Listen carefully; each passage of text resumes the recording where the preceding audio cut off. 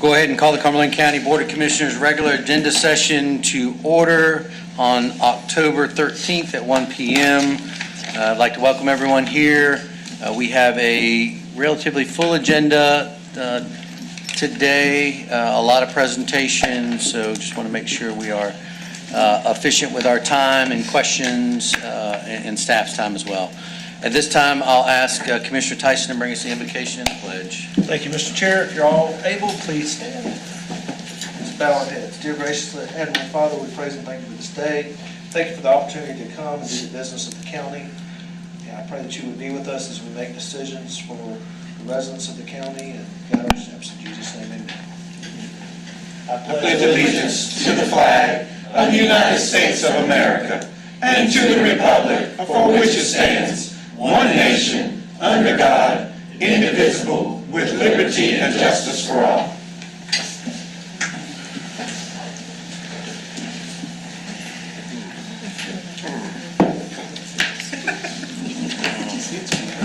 Commissioners, this time we'll go ahead and move forward with the presentation portion of this meeting.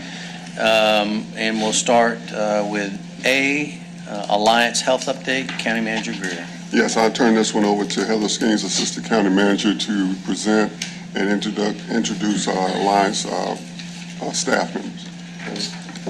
Good afternoon. Good afternoon. Try to find a PowerPoint.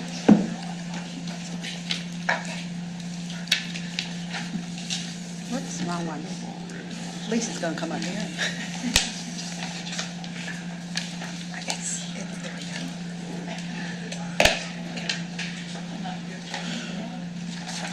All right. Apologize for that delay. I hope everyone is doing well today. I've got Sean Schreiber and Kelly Goodfellow from Alliance here to do our normal quarterly update. And so they're going to go over a couple of due-outs from the last meeting and just give some additional information. So with that, I will invite them up here. Thank you, Heather. Good afternoon. Good afternoon. Commissioners, Board Chair. Jump into this update. Two things, just to give just two slides covering some updates at the state that we think are just important to share and have some impact on behavioral health services, and then some updates on some jointly funded programs and initiatives that we've been looking at. So just want to start, as you know, the governor has signed his one-year budget bill into law. The good news of this budget is it does fully fund the Medicaid program this year. I think there's been a lot of questions, so there will be no provider rate cuts or things like that now that there's a full budget in play. The other thing that is important in this bill is that Alliance and many of the health plans, and actually many of the commercial insurers across the state, and it's actually become a nationwide issue, is that the spending trend for certain services for children with autism spectrum disorders has really become unsustainable, and it's questions of the large number of providers that have flocked to the state, kind of further driving up expense to a place that's really not sustainable within the state Medicaid budget. So the big part of this budget bill was allowing the health plans to take some actions to have closed provider networks for this service, meaning we still have to meet network adequacy, we still have to assure members can have their needs met, but we don't have to take any willing provider. It allows us to put some more quality gates in place. There's also been some changes to the clinical coverage policy. The reason I'm bringing this to you today is just that Alliance has had significant spending on this, and I'd say a disproportionate amount of spending going to one service line, to the tune that's been difficult to do some of the reinvestment and have any kind of Medicaid savings to put into other services. So we believe this will be a first step in letting us get back to some of the investments that we've been proud to do in our communities for the last several years. The next announcement is that there's been now a date where we'll start the next Medicaid tailored plan and standard plan contracts. So there's been some question when the next bids will come out, because all of us have to apply for RFPs to continue to provide the managed care services we do, both the standard plan and the tailored plans. The dates have been uncertain. So we don't exactly know when the bid will be released, but it's now definitive that the Alliance contract, as along with all the standard plan contracts, will come to an end on 12/1/29. So on 12/1/29, hopefully, we will want to rebid and be around in some shape, or we may not. But the big thing is that there is a definitive date for the end of our first contract year. Just some other important things that will impact members with this community. There is wage increases for direct care workers. So direct care workers in our NC Innovations programs are basically individuals who do kind of assistant type services, personal care to individuals with intellectual and developmental disabilities. It allows at times families to work. It allows individuals to live at home instead of residential care. So it's a big deal that the state's making moves to increase rates. That's a big challenge for families, is finding staff who can meet families' needs. They're doing that in the personal care service arena as well. Probably may be aware, part of the way the state is funding things is they've looked at vacant positions, and when they've had long-term vacancies, in some case positions vacant for multiple years, they've eliminated those positions. The other thing, the state's taking action to deal with another challenge that I know is not unique to Cumberland County, certainly it's a problem in North Carolina and nationwide, is there's too many individuals with behavioral health challenges and needs who are going to the local hospitals, getting stuck in emergency rooms, medical inpatient floors. And so the state's taking action to do a study of what can be done to improve that. Historically, the state has been investing in other alternative crisis services. There's been new psychiatric beds opening, but this is a continued study. Part of that is also looking at the state hospitals. One of the challenges that we hear consistently from local hospitals is that individuals who need to go to a state hospital because of high complexity of need often are stuck in local hospitals for 35, 45 days or greater, and that there's actually beds at these facilities. There's just been an issue with staffing. So there is going to be a study to look at, is there any value in looking at privatizing some of the staffing of state hospitals. Within that bill, there is something that affects LME MCOs, part of the provision of the new budget, that there'll be a study to look at the work that the tailored plans do, and to see if there's work by us that could be done by the private sector, and to judge our overall effectiveness. We certainly welcome that study. We believe we offer a lot to the community, and we believe we've been good partners and a good source of support for our members, and so we're hoping this study highlights the things that we do of importance, and also the lot of little things we do behind the scenes that always don't get recognized. So moving on from that quick state update, I want to update on a program that, thanks to county funding, we were able to launch in this community. I believe it got launched maybe last March, but it's a fairly unique program for this community. It's a jail care coordination program. It was a partnership with Public Health, the jail health provider, the jail, and Alliance Health, where we've brought together a team of care coordinators and peer support professional. They meet with individuals in the jail that have been identified as having behavioral health or social support needs. They get connected while they're in jail with services, and then can be followed in the community by this care team for up to 90 days or greater. So some of the early data is in. So this was data as of June 2006. But 49 referrals have been made from the jail health program. Of those, interestingly, 39 of those members actually were Alliance Health Plan members. 7 are individuals with Medicaid who are in the commercial Medicaid plans, and just 3 others where we're not sure of their insurance coverage. Today, 34 of those individuals are still being managed by the team, making sure they're getting the services in the community. 12 are getting some additional support from the peer, and of that initial group, only 3 individuals have been rearrested. We'd like to see that total 0, but we believe that's a good start for a program, and the referral numbers have been consistent, and by all accounts, this is turning into a successful partnership. Just want to highlight quickly, there are some success stories. We'll just kind of give a fake name for an individual we want to highlight. Patricia was seen in the jail. During that time, she's identified as having substance use treatment needs, needs to maintain employment when she gets out, and looking to get some stabilized housing. The team began working on this before release. Patricia was released from jail. She ended up getting a job within several weeks, continues in her outpatient SUD treatment, and attends community support groups, has not been rearrested, and is still employed. So every now it's nice to just hear the story of someone who goes through these programs and not just the numbers. This is a follow-up request by Vice Chair Jones. Alliance had worked with a consultant, Health Management Associates, HMA. They presented a report to the commission talking about different models for mobile crisis. There's been a community, and again, I think it's a statewide challenge of having a good community-based mobile response time that meets community needs. The current mobile crisis service that's available in the state really only requires a 2-hour response. I think most people know if you're in a crisis, particularly if law enforcement or EMS is on site, waiting 2 hours for a behavioral health response really is not adequate. So we work with HMA on request of the county to do a survey of other models.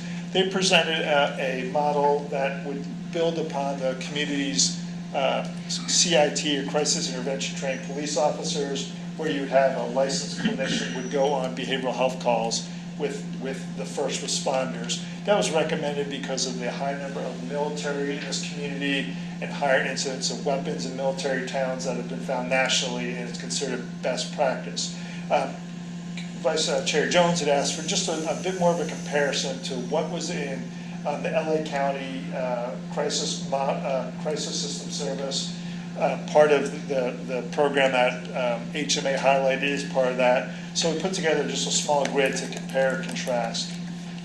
So I'll go through this quickly. Today, North Carolina has mobile crisis service. It's open. It's available 24/7. Individual or family member experiencing behavioral health crisis can call the provider directly. We have a behavioral health crisis line. They can call the 988 mental health line. And if deemed safe and appropriate, a mobile crisis team can be deployed. This is something similar to what they have in LA County, except LA County has a slightly different model where they have a 2-person response, and it appears that it's staffed a little bit more intensively, where the response time is under 2 hours. And again, in the mobile crisis, which has been a problem, has been this 2-hour response. Both are typically deployed through local crisis lines. One thing I want to say today, in the LA model, if you added the co-responder model that was recommended by HMA, you would have roughly the same service continuum with one deficit as you have for crisis response in LA County. The next is the CIT co-responder model. We talked about that briefly today in Cumberland County. You have CIT trained officers who respond to behavioral health crisis. We've recommended adding a licensed clinician onto that response team. LA County does have that program today where they have, through the sheriff's departments, deployed a behavioral health responder who goes out with local sheriff and law enforcement. The other thing that LA County has is a specialized team for veterans.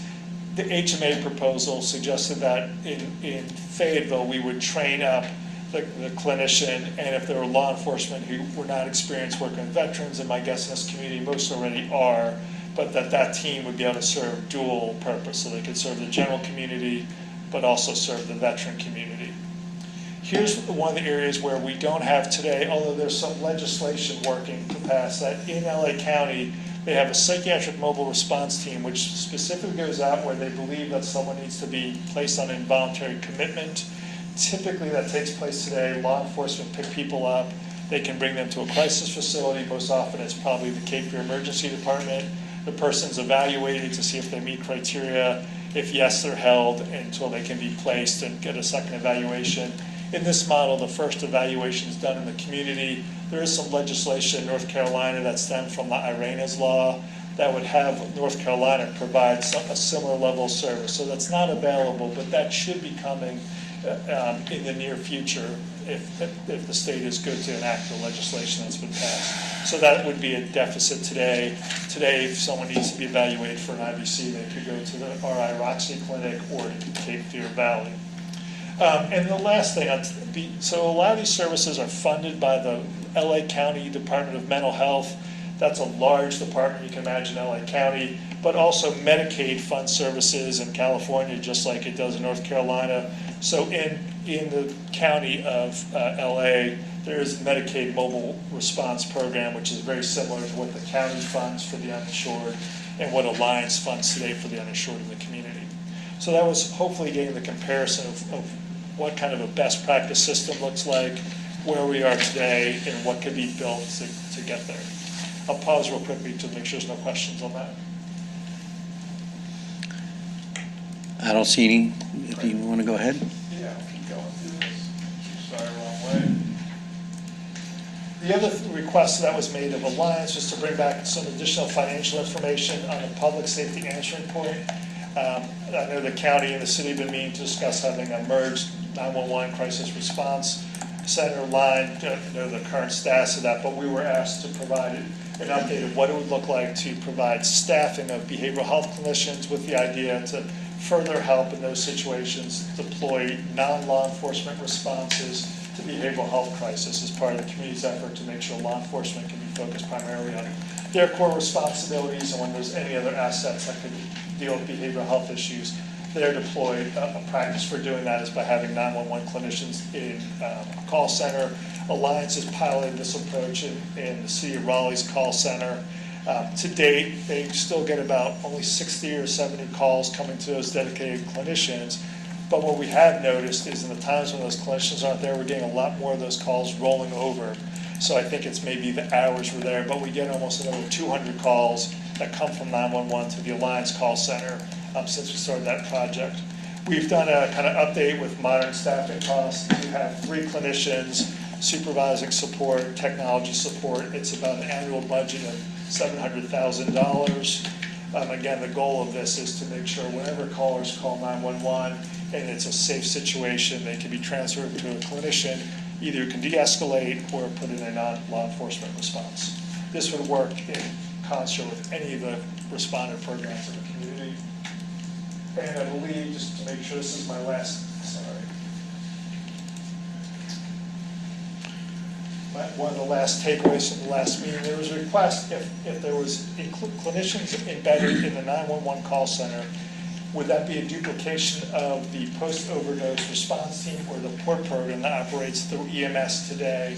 So I just want to remind this group that the PORT EMS team, the goal is in real time when EMS intervenes with someone who's had a substance use overdose, particularly an opioid overdose, and gets Narcan or gets treatment for the overdose, they're linked with this response team who helps make sure that there are services that follow up, and in some cases individuals being started on medication-assisted treatment, and this team is there to follow up until they get into treatment.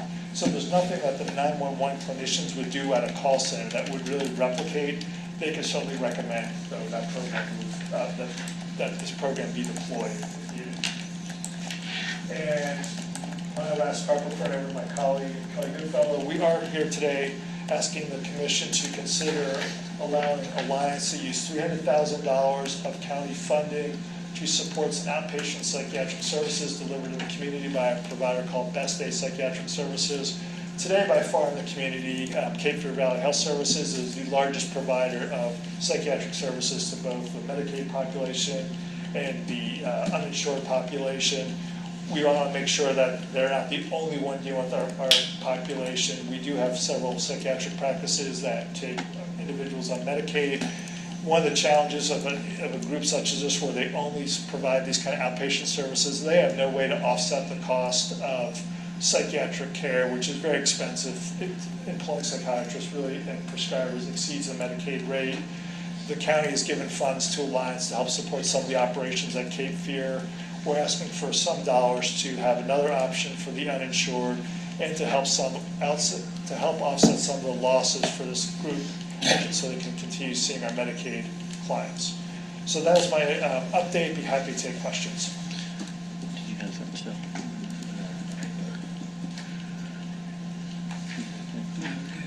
Commissioner Tyson? Thank you.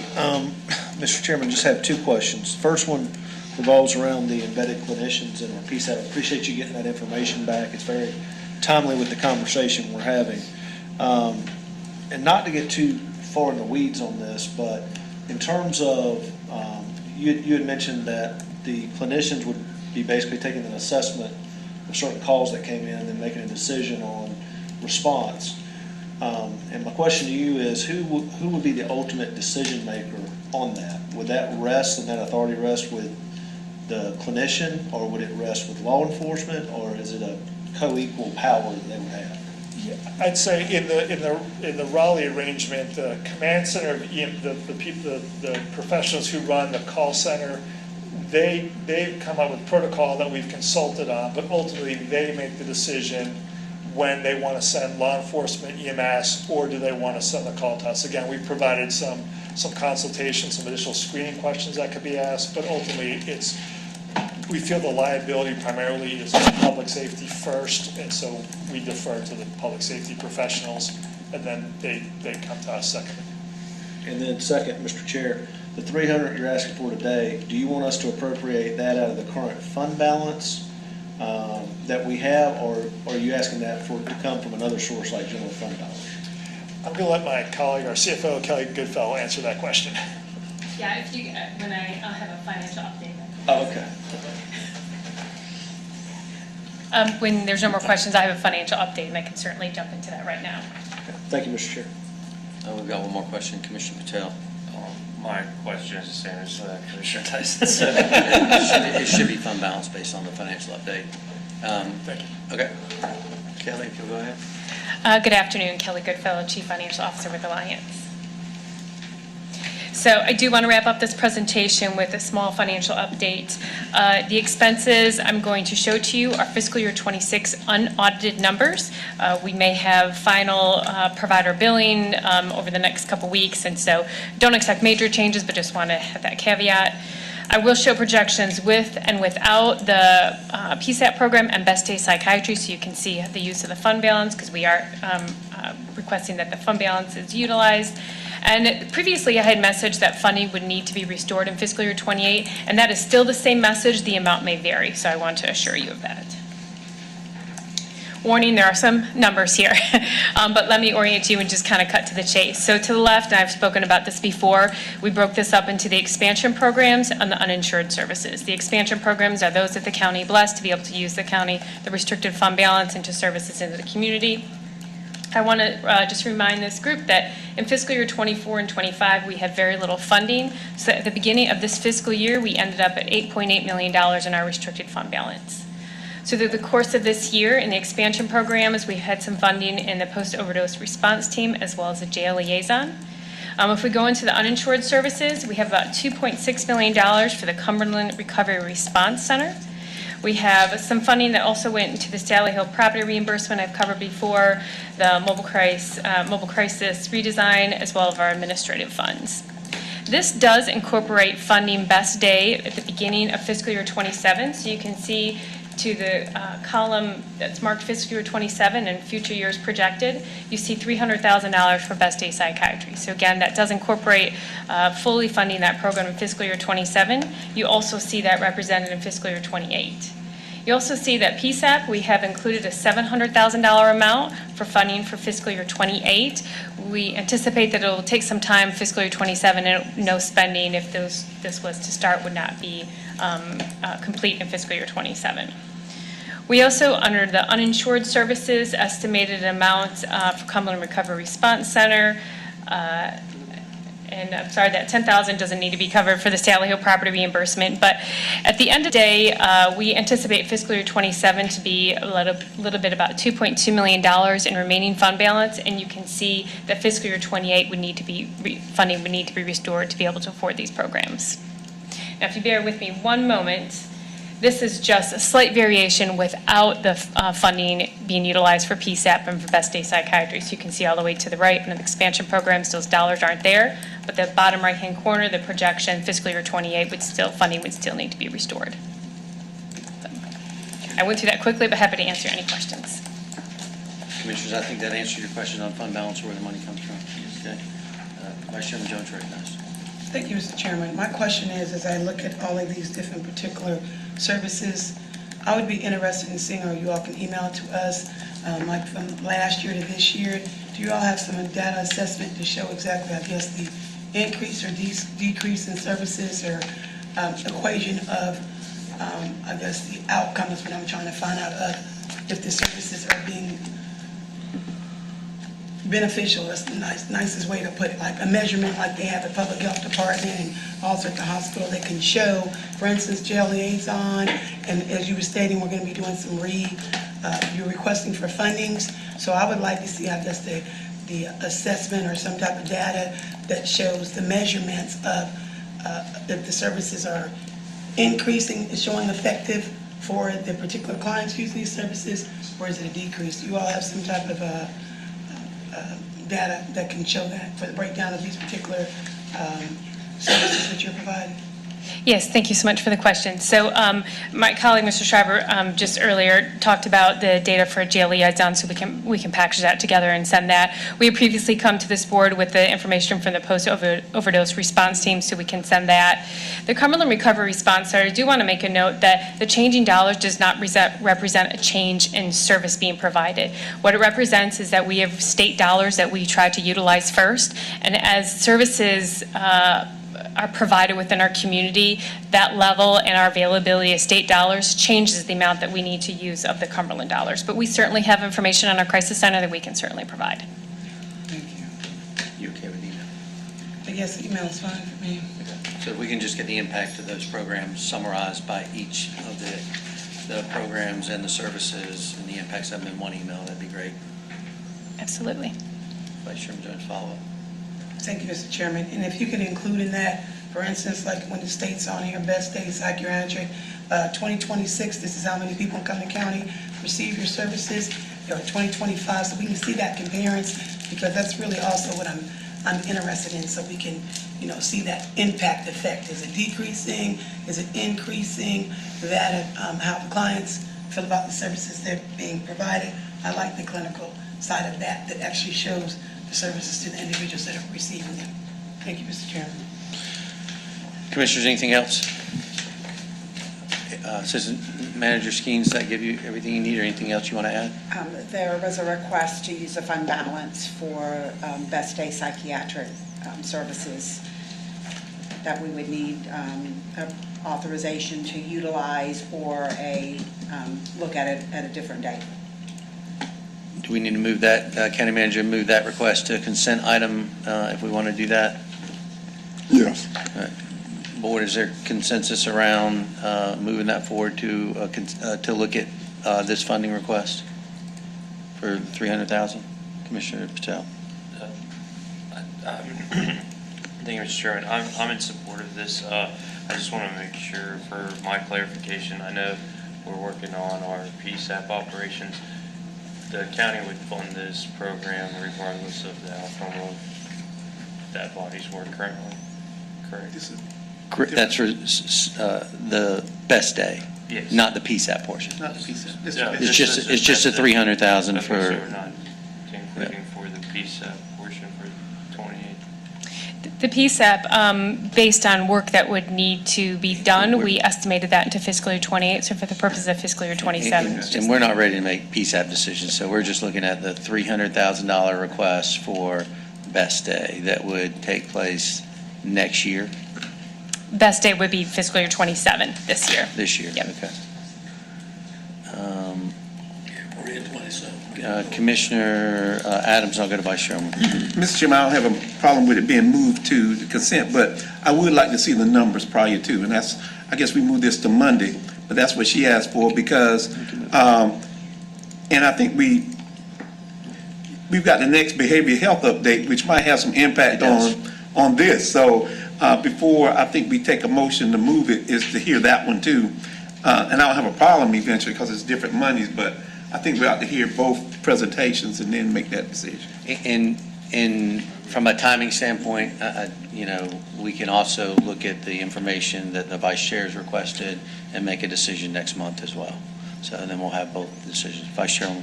Thank you, Mr. Chairman. That's what I was going to recommend, because I do want to see what the services are, and I want to see, because you all know I'm all about people and all of that, to see what's happening. So I prefer to make a decision. I'm sure they're a well-reputable organization, but I need to see some numbers and see that how many people have been served and those type of clinical things. Since my background's in mental health too, before I can just make a Monday decision, I prefer to look at all the data and bring it back maybe first meeting next month. Thanks, Board. In this presentation was for information discussion, so we can make formal decisions next month as represented by the staff. Thank you, Mr. Commissioner Chairman. And I certainly don't disagree on receiving the information. My only request would be Is that something we could get before Monday? Because if we could get that information and review it, I just wouldn't want to hold this up. If they feel comfortable, they could get us that information before our Monday meetings. If I may, for the best day, what we just would be able to provide is a number of Cumberland County people they serve, and they've shared, I don't know if you've not shared it publicly, but their financial loss. So we can share that. We don't have, like, we haven't collected outcome data and all that. They're an outpatient practice. But by Monday, Yes. Anything else, Commissioner Tyson? I'm good, Mr. Chair. Commissioner Adams? And make sure I understand what you said. You haven't done any of the outcomes? This has been since '24, and so there ought to be some outcomes. You know what I'm saying? They're they're an outpatient Right. psychiatric practice, right? Right. One of many. I mean, we could pull outcomes, but for both practices, we generally want access, like just getting people through outpatient. It's hard to really judge from there. We don't collect, like, member level Right. what happened to them. So we can just say who they've been serving and they serve Right. care or not. That's about what we can provide.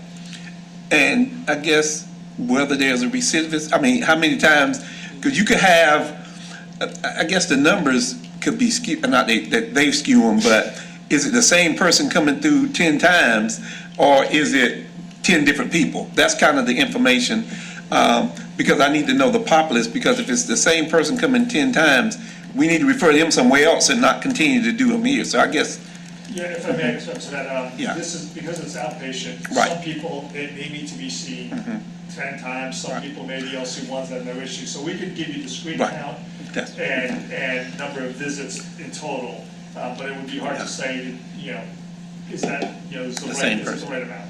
okay, Anything else, Commissioner Adams? no. Vice Chairman Jones? Thank you, Thank Mr. Chairman. It sounds like from the input and questions being asked, which is why I stated, we certainly don't rush when it comes to mental health, and I want to get back the accurate, appropriate, do things in decency and order. So again, I'm standing by that, of giving them time not to rush through something so important, and perhaps evaluating this responsibly again, the first month of next month. Thank you, Mr. Chairman. Board, if we're good, we'll bring this back in September. This was supposed to be for information discussion today, not for action, so I'd like to be consistent with that, as well as the additional information we're going to see. Anybody have an issue with that? Hearing none, we'll go ahead. Assistant Manager Skeens, you have what you need for next month? Okay, thank you. All right, thank you, Alliance team. We appreciate you being here and your quarterly updates. Appreciate all that you do. We'll move on to item B, behavioral health update. County Manager Greer. Yes, over the last few months, we've been evaluating behavioral health needs in the community. We've been talking with Cape Fear Regional Health, or Cape Fear Valley Health, regarding those items. Today, we're going to have a presentation by Dan Weatherly, President and CEO of Cape Fear Valley Health, to present some options regarding our behavioral health initiatives and working with the county. I'll turn it over to Dan. Good afternoon. Afternoon. Thank you very much for having us. We appreciate it, Commissioners. Thank you. I brought some folks with me. I've got Dr. Sam Flashman is our Chief Medical Officer. Sorry. Dr. Sam Flashman is our Chief Medical Officer for the health system, but also a board-certified psychiatrist. And I also have Taylor Spell with us, our Director of Strategic Planning, and in our Finance Department that will help us with any questions that you may have. We brought the experts with us. Many of the commissioners here on our board with the health system and are acutely aware of the mental health issues that we have that face the health system as a whole.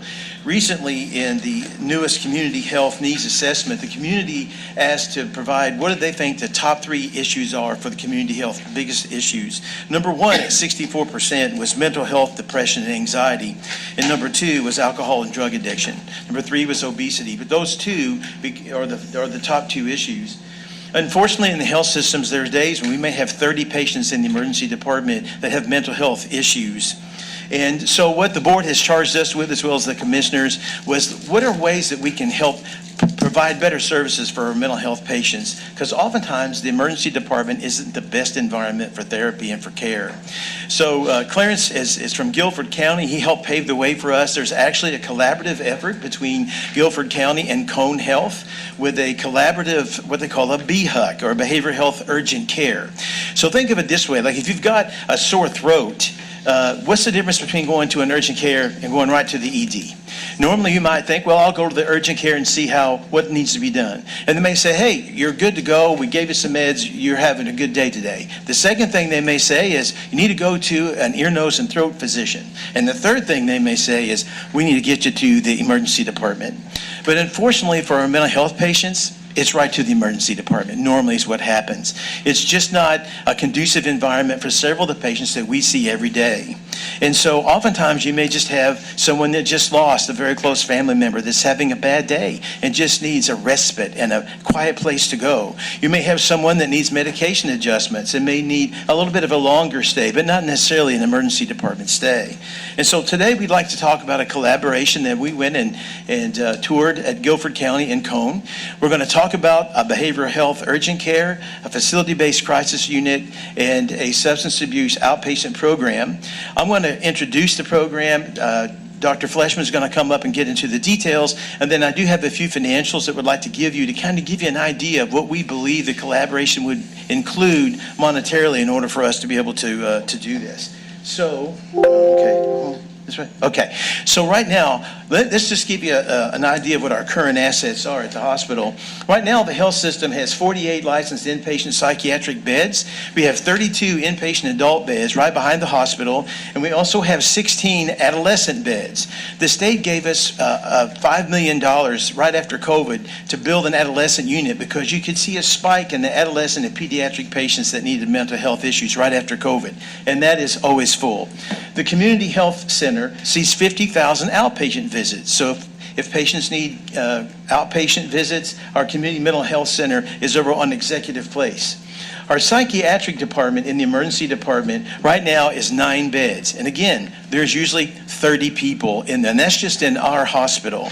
And so we've actually expanded that to be 26 beds to better serve the community. We're just waiting on the approval from the state. We hope to open that very soon, but it's a safe environment. But again, not everyone needs that level of care.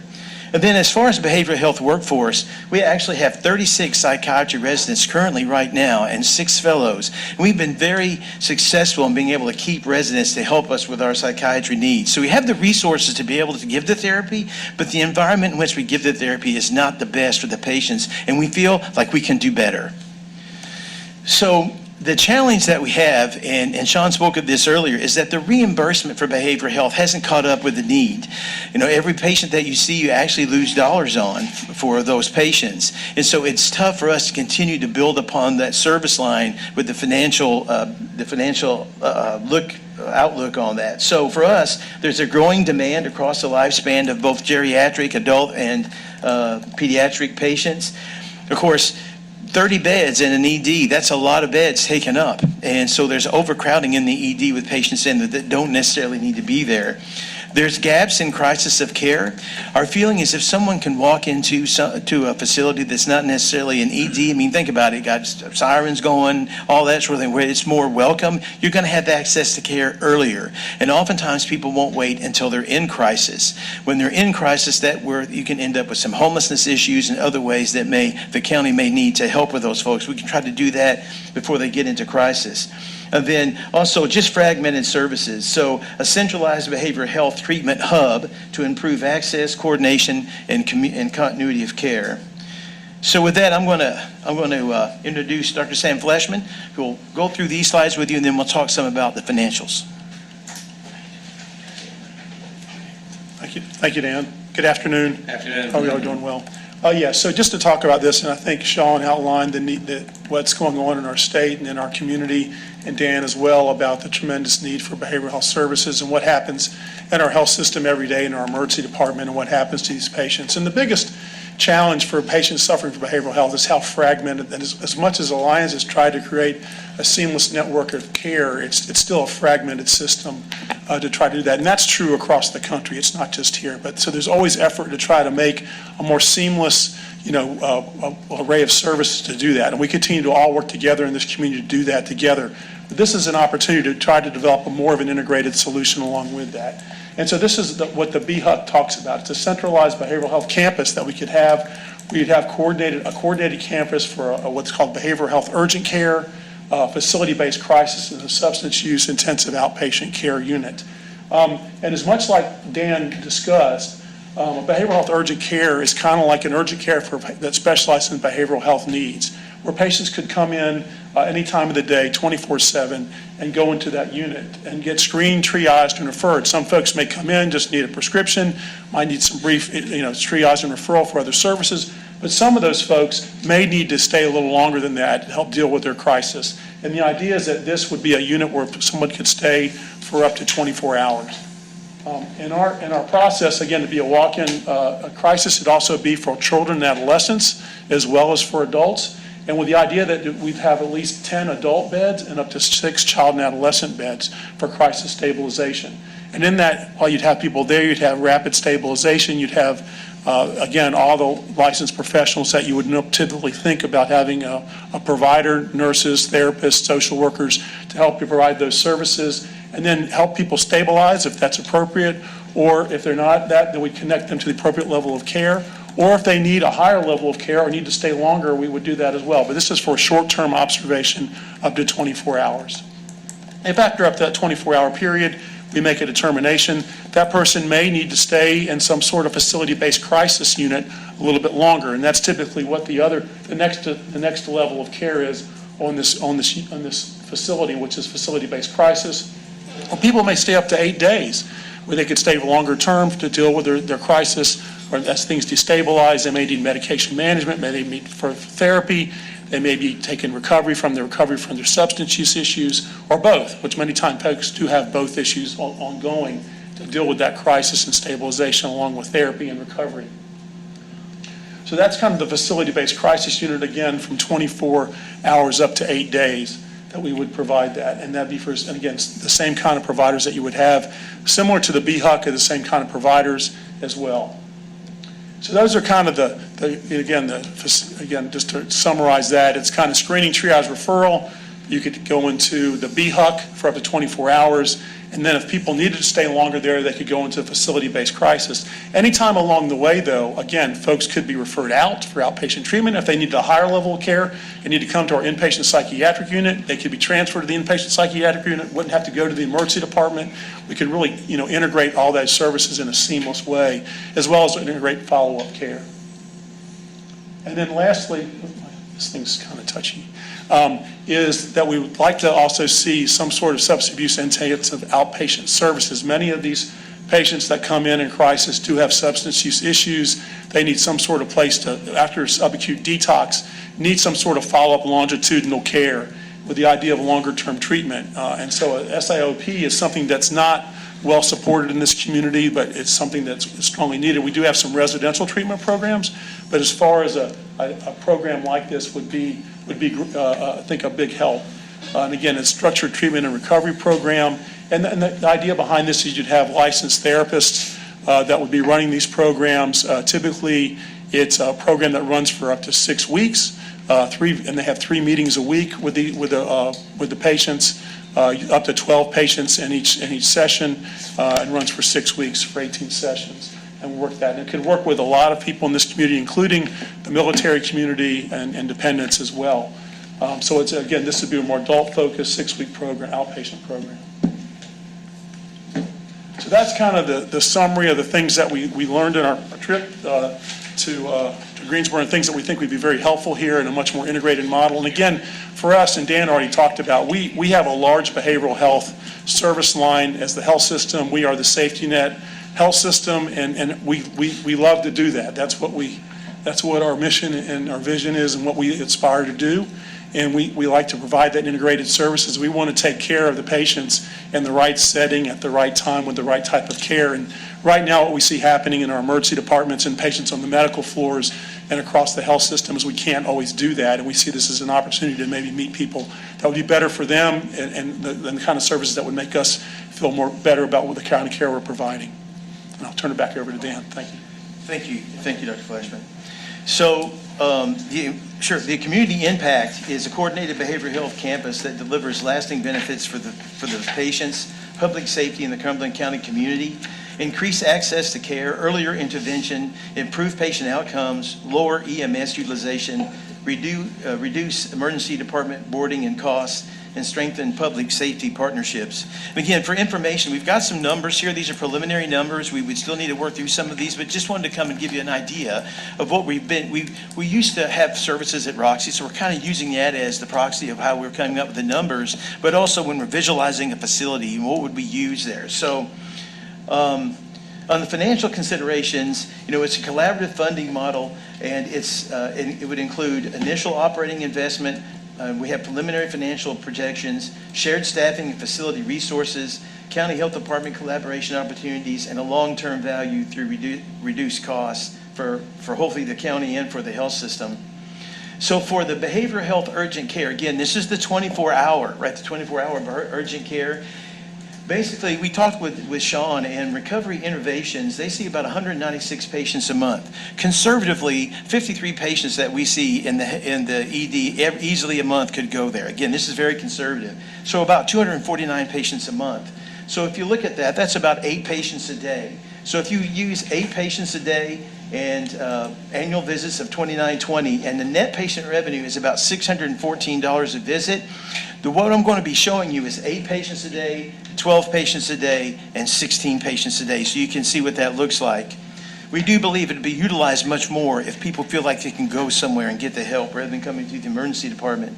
So if you look at the behavioral health crisis unit here, the net patient revenue is 1.793. The total expenses, and Sean alluded to this as well, it's just expensive with psychiatrists and nursing and what have you. There's an income loss. There's a loss from operations of $1.5 million for that service at 8 patients, 1.196 for 12, and $837,000 for 16 patients, just to give you an idea for the urgent care. And then I'm going to show you the facility-based crisis, and then the outpatient, and then we'll give you a total, okay? So the next one is the facility-based crisis unit. And again, this is up to 8 days. So the average daily census would be 10, 12, or 14. The average length of stay for those patients are around 3 days. And this is paid differently than on a per visit basis. It's paid on an hourly rate. So you have to take the number of visits, the patient days, and then convert them to hours to understand what the reimbursement would be. And so based off that, at 10 patients a day, converting those to hours, you would have about a $279,000 loss on the facility-based crisis unit at 10 patients. At 12 patients, about $223,000. But at 14 patients, you do have quite a bit less of a loss. At 12 patients, you need to add another set of staff. That's why there's not a lot of a big difference in that loss. But at 14 patients, you can utilize the staff that you had when you had 12. And then the substance abuse intensive outpatient program, as Sam was saying, there's different sessions. There's 3 sessions, and there can be Monday, Wednesday, Friday, or you can also have them 6 sessions a week.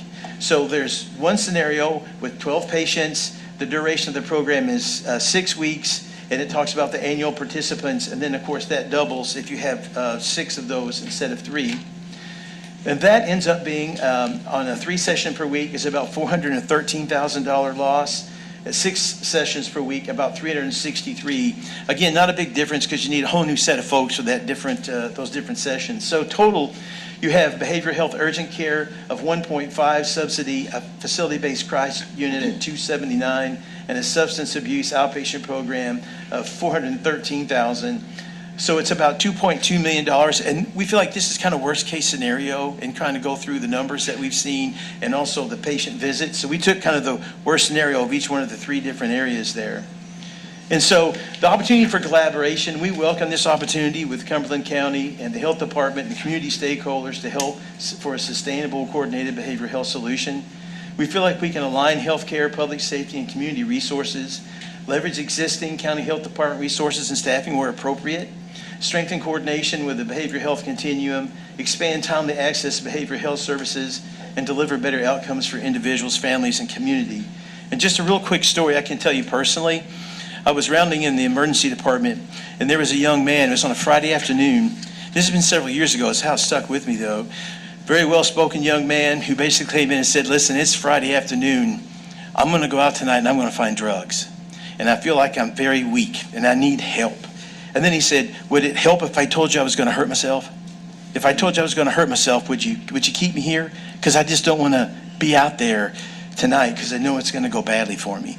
So, but this gentleman had to come to an emergency department and a Friday afternoon at a weak moment rather than coming to an urgent care where possibly that could have been handled, so that stuck with me. So together we can create a behavioral health system that provides the right care at the right place at the right time for our families of Cumberland County.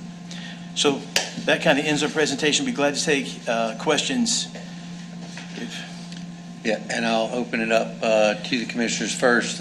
Thank you, Dan, to you and your team for being willing to have a conversation around this. I know this is very preliminary, but bringing a business case on how you could tie it together and really looking at a partnership. Board, as you recall, this was one of our initial strategic initiatives that we looked at. And we've set aside some funding to look at how we would do this as well in last year's budget. So just to set that as a point of reference, again, this is very preliminary. And so I'll open it up for questions at this time. Commissioner Tyson, you're recognized. Thank you, Mr. Chairman. Dan, thank you again for putting this together. As always, the medical system always comes through and helps the community, and we appreciate you showing that once again. Really, two questions, Mr. Chair. The first one, as we talk about siting the facility and kind of operationally flow, I know it's very preliminary. Would this be a regional facility? Because I know we're a regional health system. So would our hospitals that are located in other counties be able to refer to this facility? Talk us through a little bit about how that works. And I'll hand this off to Sam, too. He'll know exactly about that. But, on the urgent care piece, just like with a lot of urgent cares, it's kind of, you walk in when you feel like you're in that weak moment. I think a lot of it is awareness for people to know that that's here for them. But I can have you speak to the facility-based crisis unit. Yeah, we'd have to work with how that funding works. If somebody walks through that door, we're going to take care of them.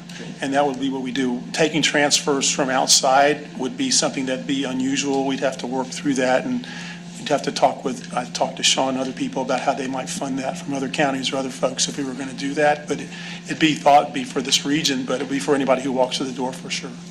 Okay. And then my second question, Mr. Chair, and I'm glad you brought up our partners in Alliance. I'm glad they're here today. Talk to us kind of about how the services they provide and the piece that they would fit in with this. I know we had talked about our CRRC in the last briefing we had. Talk to us about kind of how that, some of the partners like Alliance and other partners that we have that we're working with, how that kind of interconnects. We welcome that partnership and would look to work together with them and RRC to see how that would come together. I don't have all the answers for that, but welcome the conversation. Thank you, Mr. Chairman. Commissioner Fairclough, you're recognized. Thanks, sir. Just looking at the logistics of it, do you visualize the BHUC being a separate unit from the PD so that if a person presents at the emergency department, then they're triaged to go there, or do they go there directly? They'd go there directly. No, Okay. the idea is, it's just less unassuming, right? You can walk in. Again, we went to Guilford County. It was really welcoming for people to come in. It was a very nice setting. It's just different. That's the whole idea, so that folks feel comfortable coming in. Anything else? Anyone else? Any other comments or questions? Again, Dan, thank you for you and your team for bringing this. I think County Manager Board, is there direction for our County Manager to further explore this with, continue the conversations they've already started with Cape Fear Valley? Are we okay? Is everybody okay with that? Continued follow-up conversations to see where it, refine it, begin to look at partnerships and kind of what it would look like. Okay. So thank you very much for the Thank you. consideration. Thank you. All right, we'll go ahead and move to item C, CMARC and CMHRP update. County Manager Greer. Heather Skeens, Tamara Morris, and Candy York will present this item. All representatives of the Public Health Department. And Acting Director / Assistant County Manager Heather Skeens will start off. Good afternoon again. I'm going to be very brief. I just wanted to make sure that everybody was aware of what these stood for. So CMARC is Case Management for At-Risk Children, and CMHART is Care Management for High-Risk Pregnancies. We did have a brief discussion about this in our Finance Committee. Deputy Director Ms. Morris and Ms. York were present, and I'm going to turn it over to them to continue that conversation. Good afternoon. Thank you all for having us Good in. As ACM Skeens mentioned, I'm going to provide you an update on our care management programs and some shifts in staffing that we are expecting due to changes at the state level. So just to provide a little background, we've provided mandated services for care management for SimHARP and CMARC historically through primary contracts that we have through Medicaid dollars. Those are dollars that are paid out per member per month. And as a part of the Medicaid transformation, we were going to contract individually with prepaid health plans in the coming year, starting with July 1 of this year. Those contracts were not set as of July, so we received an extension, and that was a 6-month extension set to fully fund us through the end of calendar year of 2026, with the new target date to transition on January 1 of 27. So we've been working with the primary, the PHPs and with the Division of Health Benefits for over a year through the North Carolina Alliance of Local Health Directors, trying to come to a consensus on what that exclusive contracting will look like for local health departments across the state. In that plan transition, we also had a July 31st deadline. So Virtual Health is a technology platform that care management uses to manage the care managing that they're doing for those clients. The technology and infrastructure contracts needed to be in place by July 31st. And on July 30th, the North Carolina Local Health Directors Association president was notified that Healthy Blue intends to not exclusively contract with local health departments, and that those care management cases will be managed internally with their plan. That decision has had a domino effect, and we expect that all of the prepaid health plans will follow suit with that decision.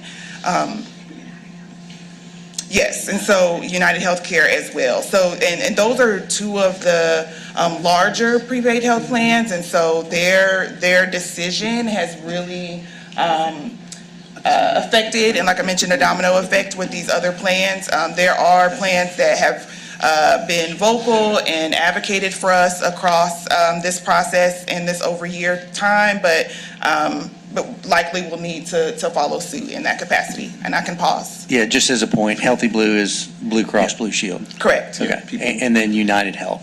Correct. Okay, thank you, just to clarify. And so while we don't know exactly what the future of care management will look like across the board for local health departments, with the current service model, we do know that we will end our contracts with them on December 31st of 2026. So what that looks like locally is that we'll have 24 staff that will be impacted. Our teams for care management for both of those programs have staffing for public health nurses, social workers. We have 2 clinic coordinator positions and supervisors, along with processing assistants that help with administrative and daily tasks. Some of those positions and staff members have been with us 20 plus years. They have long-standing local government and Cumberland County careers, and so we've been working with a primary aim to identify ways to keep them employed, to avoid a reduction in force and maintain their employment.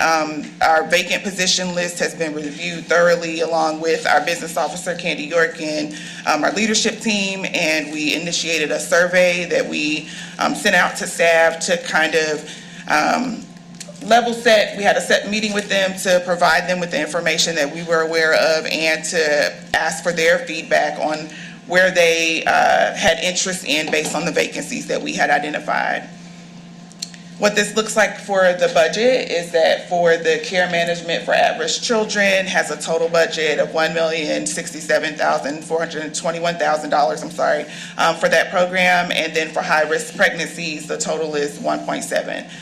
Both programs are funded with Medicaid dollars. The prepaid health plans for each of the programs, so this is not county funds that pays for each of the care management systems. At C-Mark, again, the at-risk children program, that's $456 per month per member, and for high-risk pregnancies, $496. So next steps, ongoing meetings with the Local Health Directors Association and the Department of Health and Human Services. We're continuing to remain connected with them and ask questions as they develop about the service delivery model, transition plans across the state and what that looks like at other health departments. Developing a staffing plan. As I mentioned, we've identified vacancies and are consistently looking throughout the county at where there may be other opportunities that our staff may qualify for and can have a soft landing. And then developing a transition plan for each of those clients that are served. So what does that look like going forward? We can't just immediately stop service, but we also want to be realistic about incoming referrals and where do we go from here for service delivery model towards that December cutoff. Our communications plan for clients and local providers is still in development, just because some of those questions that we've answered or asked to the association don't have clear answers as of yet. So once we get some more information about what a cutoff date is specifically for each plan and what we need to do for clients to phase out services and get them transitioned to another provider, then we'll make sure to get those communications plans out to our partners. And I'm happy to take any questions if you have them. I think you're going to have a few. Commissioners, questions? Vice Chairman Jones. This is just a comment. I just wanted to say thank you all. We appreciate the work that you're doing for the Public Health Department and the work that you do for family and children. And we also appreciate the fact that the Public Health Department will be deeply involved with our Women's Summit that will take place at the Department of Social Services from 1 until 4 o'clock. We know there's going to be a lot of great information in regards for women's general health, as well as for women that are pregnant and for infant care. So again, just thank you all for the work that you do, and we look forward to seeing you on Tuesday. Yeah, we appreciate you all's leadership and guidance, and we're happy and excited to be a part of the Women's Health Summit. We've shared that out with all of the care managers, and they've shared that with their partners as well. So excited to be a part about that. Commissioner Adams. I'm just going to put the elephant on the table, is that Healthy Blue is going to cause chaos in this community.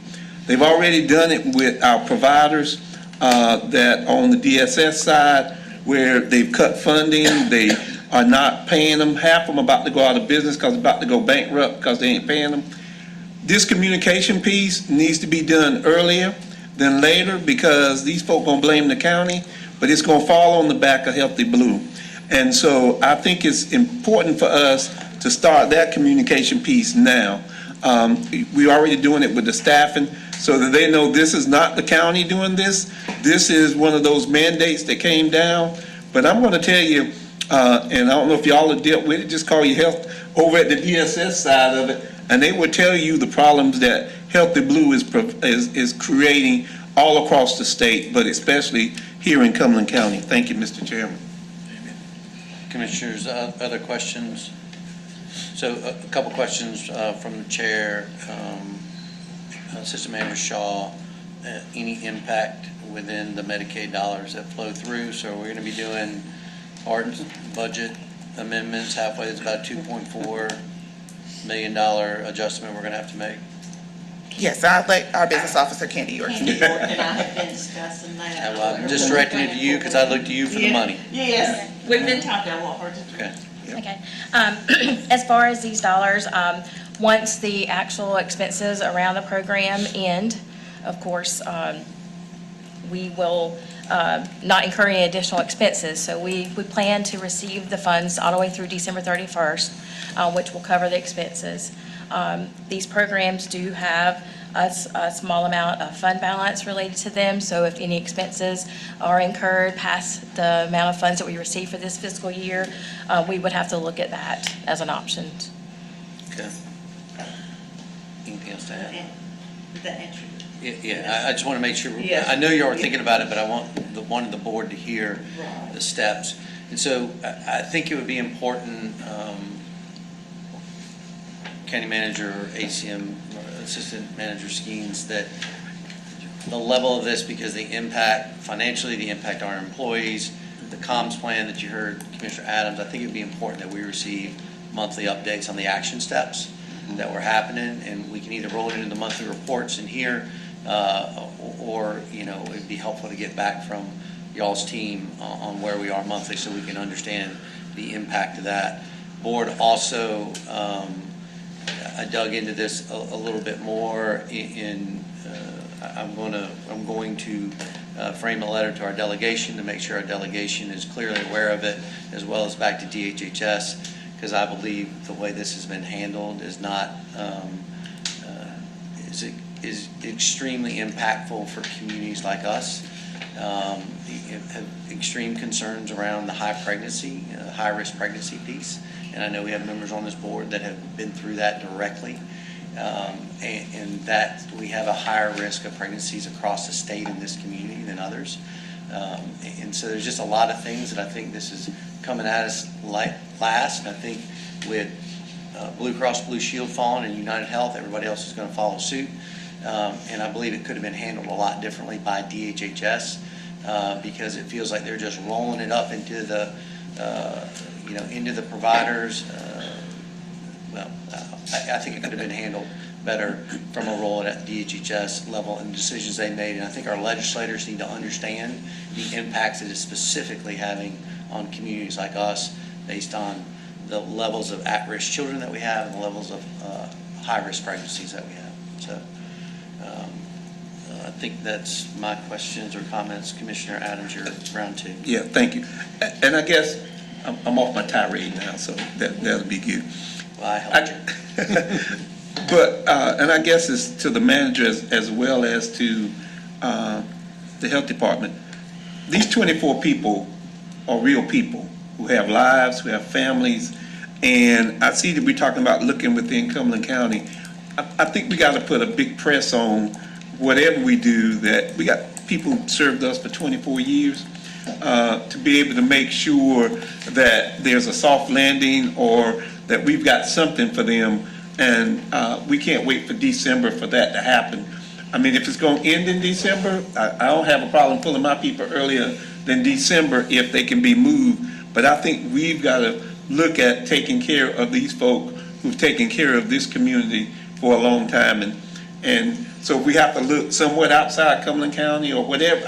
I just think that these 24 people deserve that we take care of them at the end of the day. And I guess that's a tirade, but that's I think we as a board have to make sure that we take care of these people. And I think that's a point of getting those monthly updates Right. to make sure Yeah. we've got visibility of it and that we're Yeah. keeping it on our windshield and not on the rearview mirror. Anything else, Commissioner Adams? No, but I think- Commissioner Tyson? Thank you, Mr. Chair, and thank y'all for bringing us this information. It is very vital that we keep a pulse on what's going on here. I wanted to make sure to renew my request that I had made when this was presented to Finance, is also, going along Commissioner Adams' point, engaging our partners over at the hospital system as well, because there may be some opportunities there, depending upon if there's vacancies, for some of these folks to find employment there if they can't find something in Cumberland County first. And we have started that process, particularly those individuals who have extensive careers with Cumberland County. The investment in the retirement system and the loss of benefits is, they're not necessarily wanting to go outside of county government, city government. So we're certainly looking at that. And we're also, to Commissioner Adams' point, there have been lots of email traffic about, are there positions in other counties that match these positions to be able to move people in? So we're certainly having all those conversations. Thank you, Mr. Chair, I appreciate it. Commissioners, anything else? Commissioner Fairclough? I would say the first thing that comes to my mind is retraining. Is that a possibility, and how do we do that? So yes, but many of these positions are nurses and want to stay in the nursing profession. Our social workers can be retrained to do social work in other professions. And so our social workers are the positions that we're really looking at in terms of cross-county options for those individuals. We believe that most of our nurses we have placed internally. It's our social workers that are giving us a little bit of a heartache right now. Thank you. That's good news, and I think we look forward to hearing those reports. Tim, Commissioner Adams. just to think outside the box is this, it just costs us though, but on those nurses' positions is to keep them as Cumberland County positions, but let them be used in the school system. Because the school system doesn't have enough nurses. So you can, I mean, so I don't want to, they laughing at me because evidently they thought of this, but I think it meets two needs. I mean, but you got to think outside the box to be able to do that. It's going to cost, but it takes care of your employees. It takes care of the needs at the school system, and not necessarily that we charge them, but they're there. And so I think because we don't want to move them over to the school system because that's a whole different financial obligation and benefits things. So, But we have slots at the We health do. department that are for the school right. nurses. But I mean, That yeah, are short, that were short. right. So we can take these and so.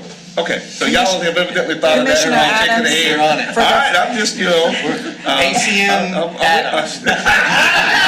Oh, Lord. Commissioner Adams, for the first time, we're ahead of you. Okay, thank you. I mean, it's just, it makes sense. It makes sense. It makes sense. Thank you. Commissioners, anything else? Just the one last thing I would say is we've talked a lot about the employee side, and I know y'all are looking at it as well, but the people that are using the services as well. And very concerned about that transition of records and the transition, how they get moved, to ensure that we're taking care of the people in our community that are using, that are using these services and that need these services. So ensuring that continuity of care. And I think that's probably one of the biggest unknown answers right now, And that's- is how that transition is going to look as we decrease our staff Yep. and decrease the referrals, but the insurance companies haven't started accepting clients. So how does that transition look for individuals who are in need of these services? And that's the biggest unknown, I believe, right now. And I think that's the point that I'm going to make sure I highlight in the note that we're going to try to frame up and get out here this week or early next, to make sure, I mean, that's a critical piece, like where do they go, what happens? Commissioner Adams. I'm fine. Thank you for that. This is, I think that what I think I would request is out of this budget that came down, as you frame that letter, what are the mandates? What are all the monies that we have to look at in terms of the big, beautiful bill, the mandates that came down, such that when we do that, we're talking about all of these things and not piecemeal it. The health department's got some, DSS is going to have something, somebody else is going to have something. What are all those mandates that we have to meet that's going to fall down that we're going to have to meet as we frame this letter so our delegation understands the entire impact? We can break out the different areas, but it's going to have a big, big impact on not just us, but all counties all across the state. So, because if you look at what they're doing with the taxes and all of this stuff, it's all going to come to a head at some point. So I plan to make an ask of the board that I'd like to, I think it's important to do it individually, so you've got them all documented and they're in separate buckets, but I would like to have the delegation come back in and we give an update to the delegation on the impacts that we're seeing. I think that would be important and do that. They've got an empty window between now in December. They're not going back into session. They may, unless they get called back into session, but we may have a window to do that. So we now that we're through the budget, we're seeing these impacts, we can bring them back together, as well as talk about some of the things that we maybe not have gotten help with overall. So more to come on that, and I'll make a recommendation back to the board and talk with County Manager Greer on capacity to do that as well. Vice Chairman Jones. Thank you, Mr. Chairman. And when we do have that requested meeting with the delegation, I would like to request that we ensure that the departments that really do run those teams very well, such as Director Jackson, would be presented at that particular meeting, so they can have input, as they're the ones that do the work, and we just kind of get the input, as well as also the Deputy Director, and we want to make sure that, again, just those leaders of Department of Social Services and the Public Health Department are invited to be at the table, serving on the Public Health Board, as well as the liaison for Department of Social Services. I know that the board members, as well as the leadership over there, would greatly appreciate it. That's all I would request, to make sure they're included. Yes, ma'am. We'll ensure we do that. It's a great point. Anything else on this item, board? Thank you, Assistant Manager Skeens, and thank you to you both for the Health Department team for coming and updating us on this. We'll move to item D. Cumberland County Health Department Community Health Assessment and Annual Opioid Settlement Funds Update. Assistant County Manager Heather Skeens will present this item, along with Deputy Health Director Tamara Morris. Good afternoon. As part of the Health Department's accreditation process, we're required to provide a community health assessment overview to the Board of Health and the Board of County Commissioners one time a year. Deputy Health Director Ms. Morris is going to provide this review. In addition to this review, we're also required to provide an opioid settlement fund agreement annually to the Board of Commissioners and to the community, which was accomplished at the Mayor's Coalition last week. And Sanquest Graham will be providing that update. So I'm going to turn it over to both of them. Thank you very much, Sam Skeen. So good afternoon to you all again. Thank you all for the time. As you mentioned, we are scheduled to make a community health assessment update to you all. And this year's update is going to be very brief, but just give you a little bit of the update of where we are thus far in the process. Our community health needs assessment is conducted every 3 to 5 years by mandate, and our most recent one was conducted in 2024. We do this community health assessment process, the needs collection, the community input through focus groups, community surveys, community meetings, and we use those information that is collected along with secondary data to comprise the assessment report. We do that to identify priorities for the county, and for this past cycle, we identified 3 buckets. Our stakeholders were able to condense these after a very intense 2 sessions to identify behavioral health to include mental health and substance use as one priority, maternal and infant health as our second, and physical health as our third priority. And so in between the years when we're not conducting the assessment, we put into place what is a community health improvement plan, or our CHIP, and our CHIP sets a strategy or a plan for how we'll address each of these priority sections. So we want to give you a little bit of an update on each of the priority sections. So for behavioral health, including mental and substance use strategies, these are some of the things that we've worked on thus far. And these are not just public health initiatives, but they may have been facilitated or administrated through our department. So peer support training, a job fair was hosted to enlist peer support specialists and career support services and provide them with some very brief OJT and recommendations on how to conduct careers within that space. Overdose prevention education, we have been afforded the opportunity to collaborate with Cumberland County Schools and to provide this prevention education in community-based spaces, working with not only active audiences, but also new partners who have been invested in this strategic development. Youth mental health first aid.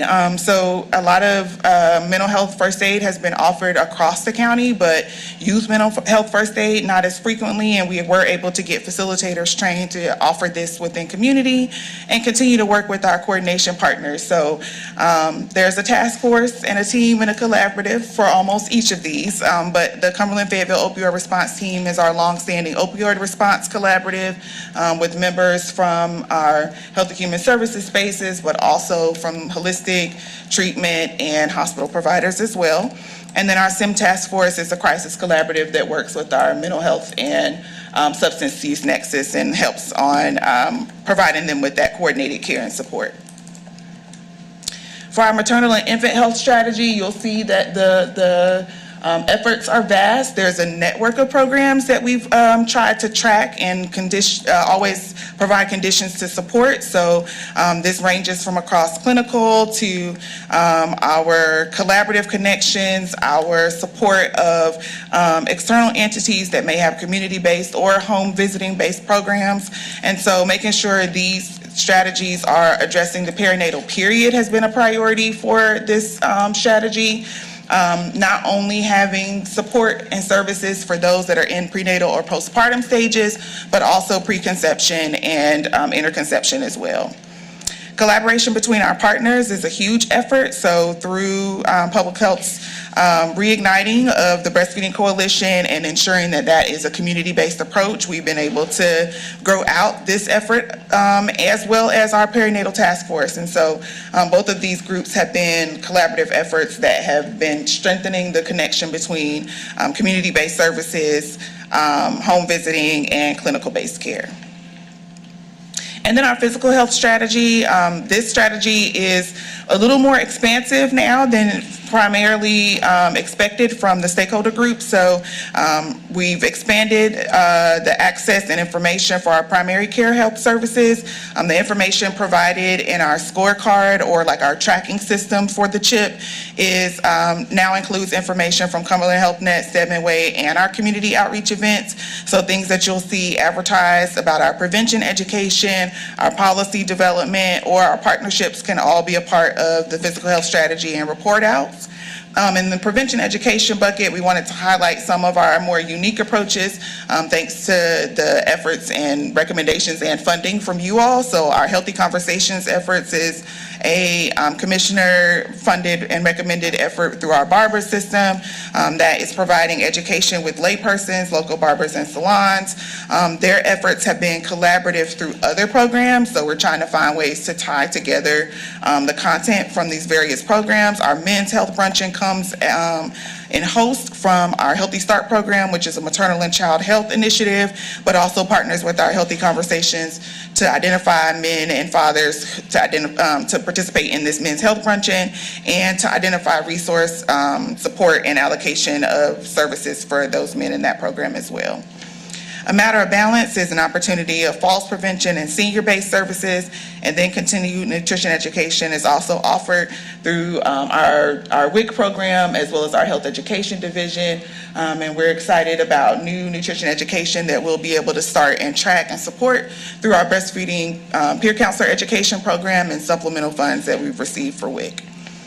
Our tobacco policies, you'll hear some more from Senquist and David shortly in your agenda, but we do want to highlight that that's been a part of our physical health strategies that has been successful and that we're tracking in our CHIP, our Community Health Improvement Plan, and then the Fort Bragg Public Health Partnership. So this is an ongoing partnership that we have with UNC Lineberger Center and Fort Bragg Public Health and Cumberland County Public Health, where we're continuously working on initiatives that address physical health, maternal and child health, and any initiative that is brought forth and identified by these public health partners as one that is valuable to have collaborative efforts on for a community-wide approach, and we're tracking those as well in our Community Health Improvement Plan. So those are some of the updates that we have for our Community Health Improvement Plan. We will provide a final update to you all before we begin the next community health assessment process. We do each community health assessment process in tandem with the Cape Fear Valley Health System, and so we'll bring to you our final report as well as our plans for the next cycle before we reach 2027. And I'm happy to answer any questions before I switch over for Senquist. All right, thanks so much. Good afternoon. Good afternoon. I am here to provide an opioid settlement update for you all. And just to give a little background, I did want to let everyone know that the memorandum of agreement between state and local governments direct how we spend opioid settlement funds. And with that, we do have 18 years to spend that $31 million. But when we think about that, we think about high impact strategies that will definitely spend a lot of those dollars very quickly. Those dollars are authorized in the spending budget and resolution that goes through you all first, and then we're able to actually implement those strategies across the county. We'll be looking at option A and option B strategies in our MOA, and then we bring those items to you all to get approval before spending, and then that budget resolution. I also want to note that 85% of that settlement does go to state and local governments, and then the state does get 15%, and that goes towards our technical assistance, our planning, and then helping us as local coordinators be able to get the funding out to the community. The overall strategies that we are implementing leverage local, state, federal, and local, state, and federal funding to implement those coordinated responses to the opioid epidemic. With that, we have continued support and build upon the momentum for the projects that are implemented currently, and then also those that are new and developed through our RFP process. It supports the implementation of those high-impact Option A and Option B strategies, and then promote multi-sector partnerships between healthcare agencies, our mental health agencies, substance use providers, and then those community-based agencies within Cumberland County. We also look at long-term planning for capital improvement projects as well. I did want to highlight the Cumberland County data that we have. This is current as of this month. We are seeing that in 2025, we did have a decrease in opioid overdose rates in Cumberland County. 22 out of 100,000 residents did experience death due to opioid-related deaths, and then we had 74 of those people who died of an overdose.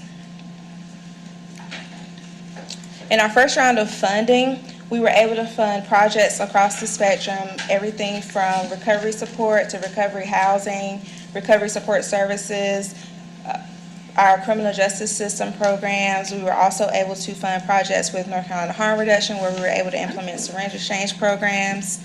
We were able to then do a second round within that year, where we were able to fund early intervention strategies, because we did hear from you all as our elected officials that we needed more projects around youth prevention as well.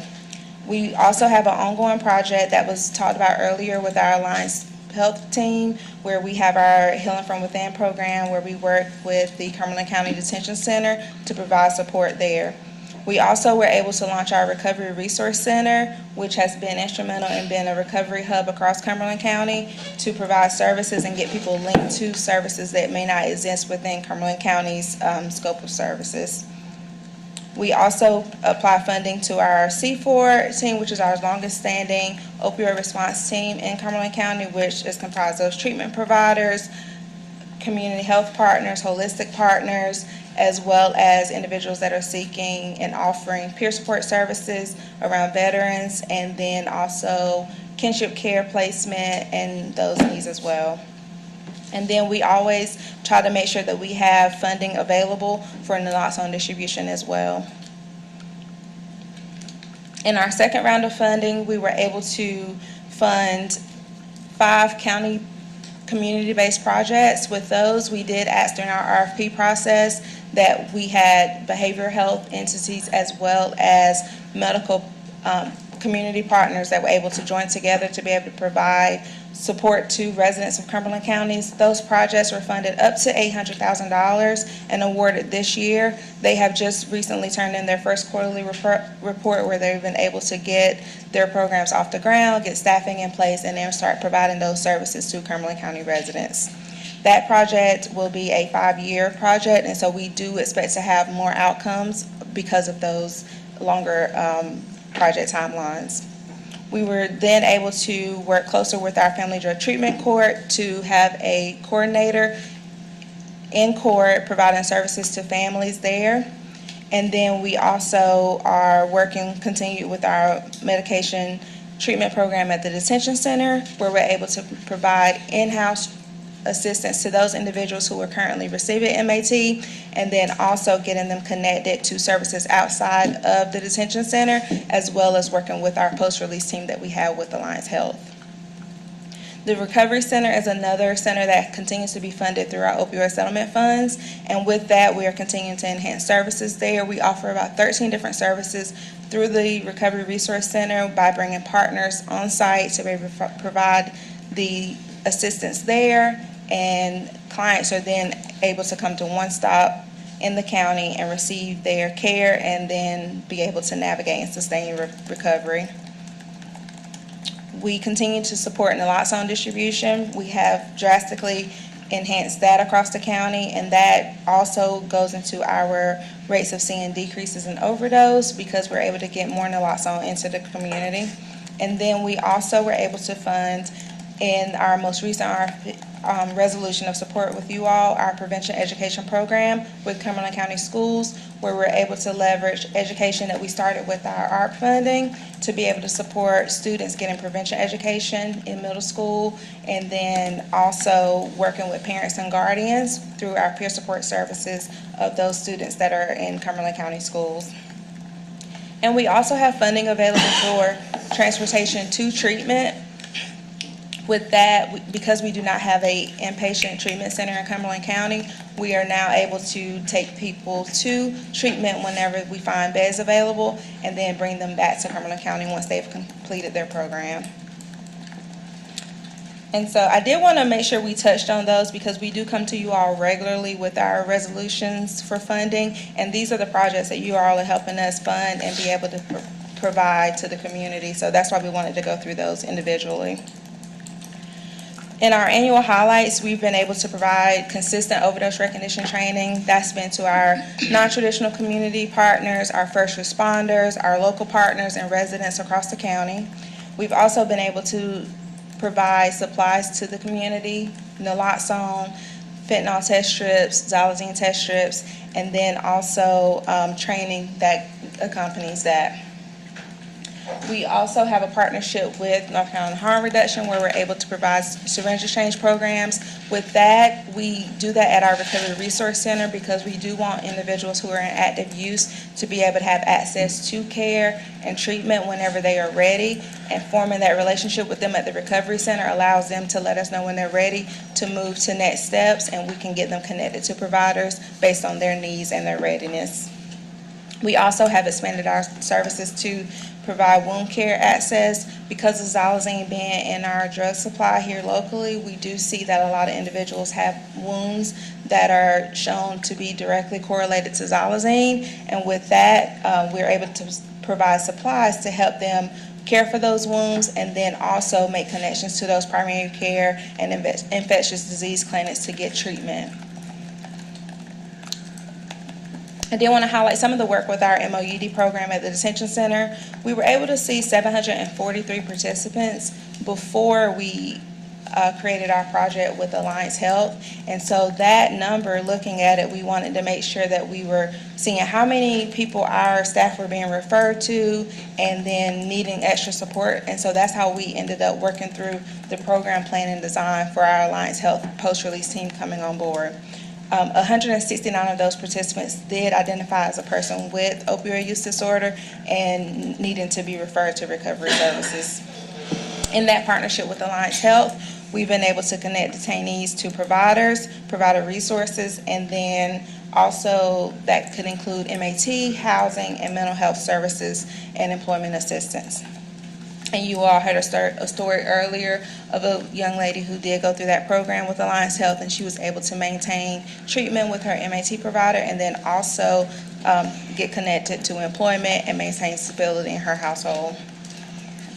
We also support family reunification through specialty courts, and then also try to identify those service gaps through strategic planning. And we work very closely with that team as a group between Public Health, Alliance Health, and then our jail health team, which is WellPath Health, and our majors and captains at the detention center.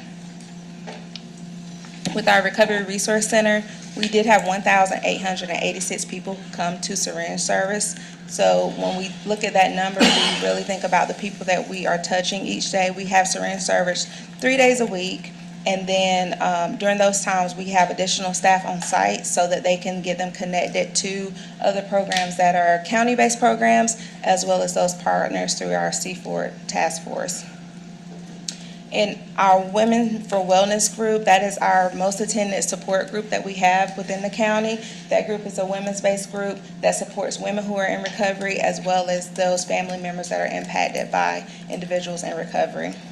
And then I also want to highlight our peer support services. That gives hands-on support through any facet of recovery that a person may be in, as well as individuals who are contemplating recovery. They can receive it as well.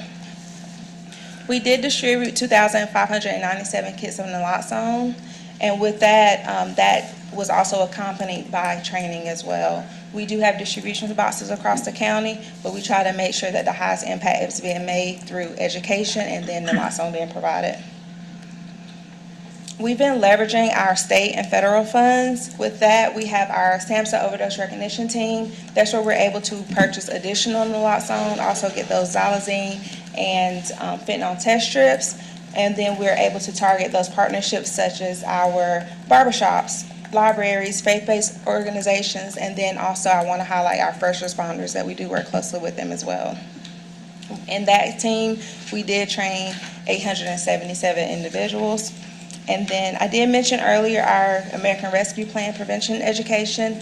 That is a resolution that you all have approved for in our option B strategic plan, but we will also be coming back in September to ask you all to fund that resolution. That will be starting January 1st of 2027. And then we have our Sequential Intercept Model Task Force, which is our SIM task force. There we bring together our partners that work with individuals who work within a criminal justice space. So we're looking at people who are impacted by criminal justice and then that mental health nexus, and then trying to get resources allocated in that space so that individuals are not having that continued cycle between the criminal justice system, coming home, and then going back, returning time after time. We work closely with our Fayetteville Police Department as well as North Carolina Harm Reduction, and we work through our LEAD program to be able to receive referrals and then identify resources that they may need. That can be anything from getting their identification to working on housing, employment, clothing for employment, things of that nature. And the biggest thing so far has been housing that we've seen a need for, and then our transportation and connectivity.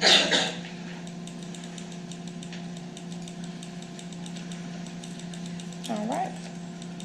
And then Tamara mentioned our perinatal task force. There we do tie in a lot of work with substance use disorder because we know that families are impacted by substance use in our county, and therefore we try to bring together partners who work in the perinatal space to be able to work on reunification, as well as resources that can be allotted for women who may be impacted by substance use disorder and they're trying to go into treatment or also maintain their own recovery during their pregnancy. Just a couple of notes here. We are approved to do capital expenditures in option A. Currently, we do not have any treatment centers in Cumberland County that are residential, and so we would need to devise a plan with you all as commissioners before we were able to move forward with that. I do like to note that in our annual briefing, to know that that would have to be a larger discussion about creating an inpatient facility within Cumberland County. And then also our strategic planning report for option B was submitted and approved by the state. You all did approve it first, and so we do have those strategies that are coming out later in this year and early 2027 that will continue. I wanted to let you all know about our CFORT meetings. Those are on the second Tuesday of each month. Those are hybrid meetings. We do also meet in the Public Health Department in the auditorium. We have usually a really good attendance there. And then we also have our SIM task force meetings, which are fully virtual. Those are on the third Monday of every month at 3 p.m., and those are virtual. And then our perinatal task force meeting is bi-monthly on the fourth Tuesday at 2 p.m. in the Public Health Department. All right, any questions? I think we're going to have questions overall for the entire, is that the entire presentation? Mm-hmm. Okay, I wanted to get through the presentation before I open it up for questions. Anything else, Assistant Manager Skeens? All right, I'll go ahead to Commissioner Tyson. Thank you, Mr. Chairman. Just two things, really for the county manager or for ACM Skeens. As we're looking at ways to utilize these opioid settlement funds, one thing I would like to know, we got briefed earlier by our partners over at Alliance, and we got a pretty comprehensive financial breakdown of some of the dollars they're expending. So I'd like to know on any of these expansion programs if they would qualify for opioid settlement funding. That way we could subsidize their fund balance separately from us having to make general fund contributions or other contributions coming up in FY 27 or 28. See if we could use some of that funding to offset some of that expense. And then also, we had a presentation by our folks at the hospital system. I know it's very high level, but with that proposed facility, I'd like to know if any of those opioid settlement funds could be used for any of the functions in that facility in the presentation that they presented as well, Mr. Chair. Thank you, Mr. Chair. Certainly. The services that Alliance are using, we've already looked at. Originally, they had come and asked for a CIT trainer, and we moved that back into opioid settlements as a way of offsetting that cost for Alliance and our fund balance with Alliance. So we look at that all the time. The presentation from Kate Freer I received last night, and so I'd have to really take a look at it. But I want to make sure that we can only use opioid settlement funds for services that support opioid usage. And so if it's for a mental health facility, unless there's data that specifically supports a use of opioids in that facility, we would not be able to pay for just a mental health facility. So we have to be careful with our cost allocations and looking at how we utilize those funds. I also did want to add that our, and please correct me if I'm wrong, our resolution for options B, in order to add anything to our resolution for option B, I think we need to know by September. We have a year, so since it was approved in 2025, we have till next month to add any options. So we can certainly look at that as we go forward now that I have that presentation. Thank you, Mr. Chair.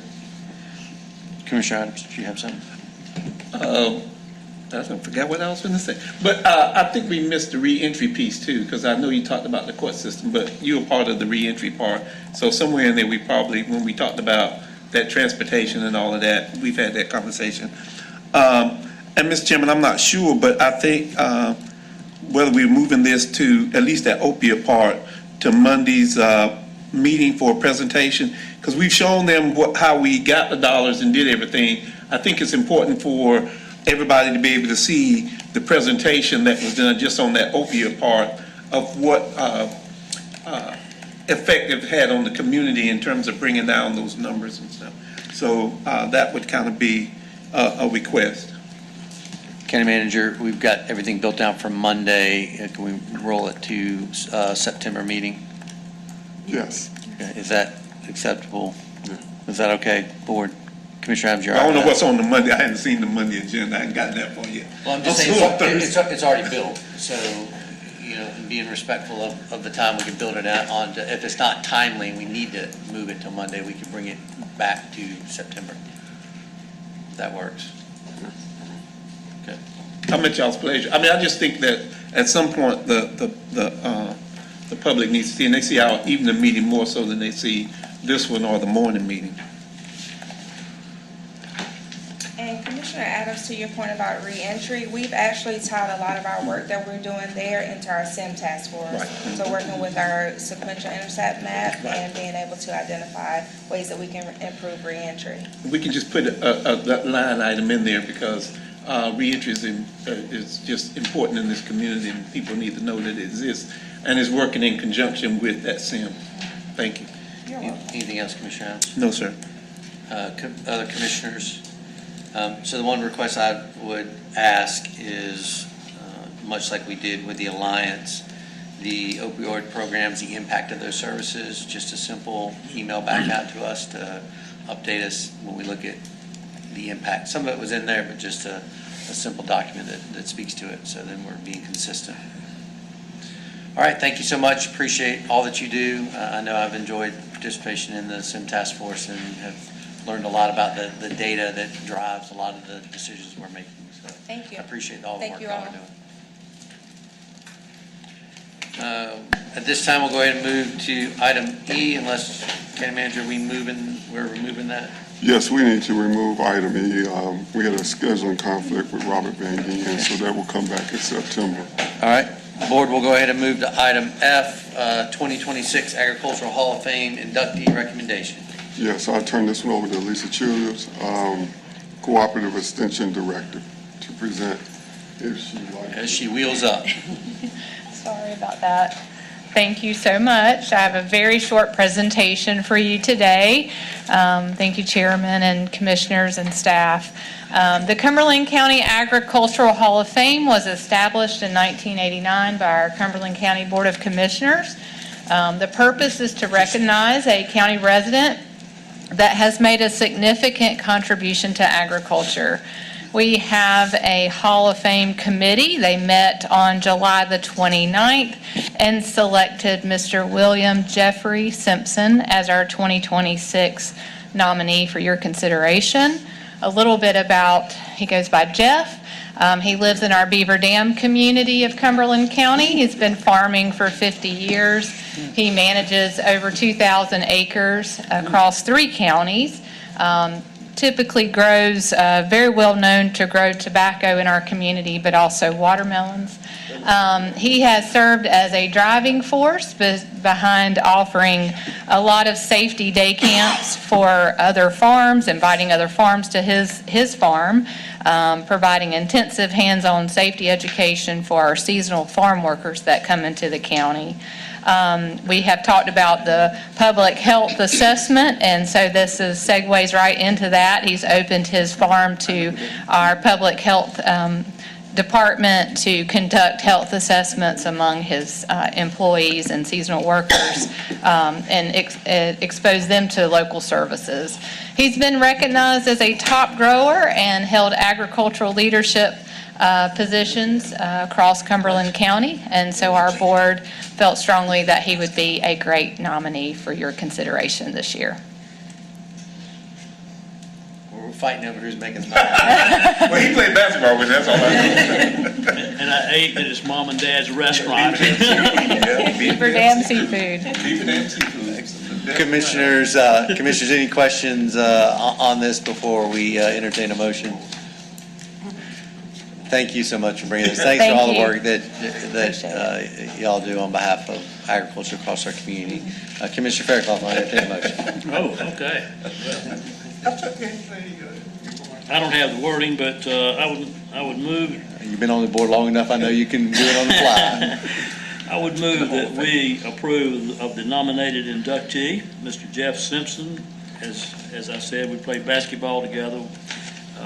His father managed the meat department at the A&P on Person Street, I believe. That's correct. You knew that too? I knew that. My mother worked there. You got a whole resume. Okay, well, anyway, I just remember all this. Of course, Jeff's a great person from the east of the river community where I've spent many of my years.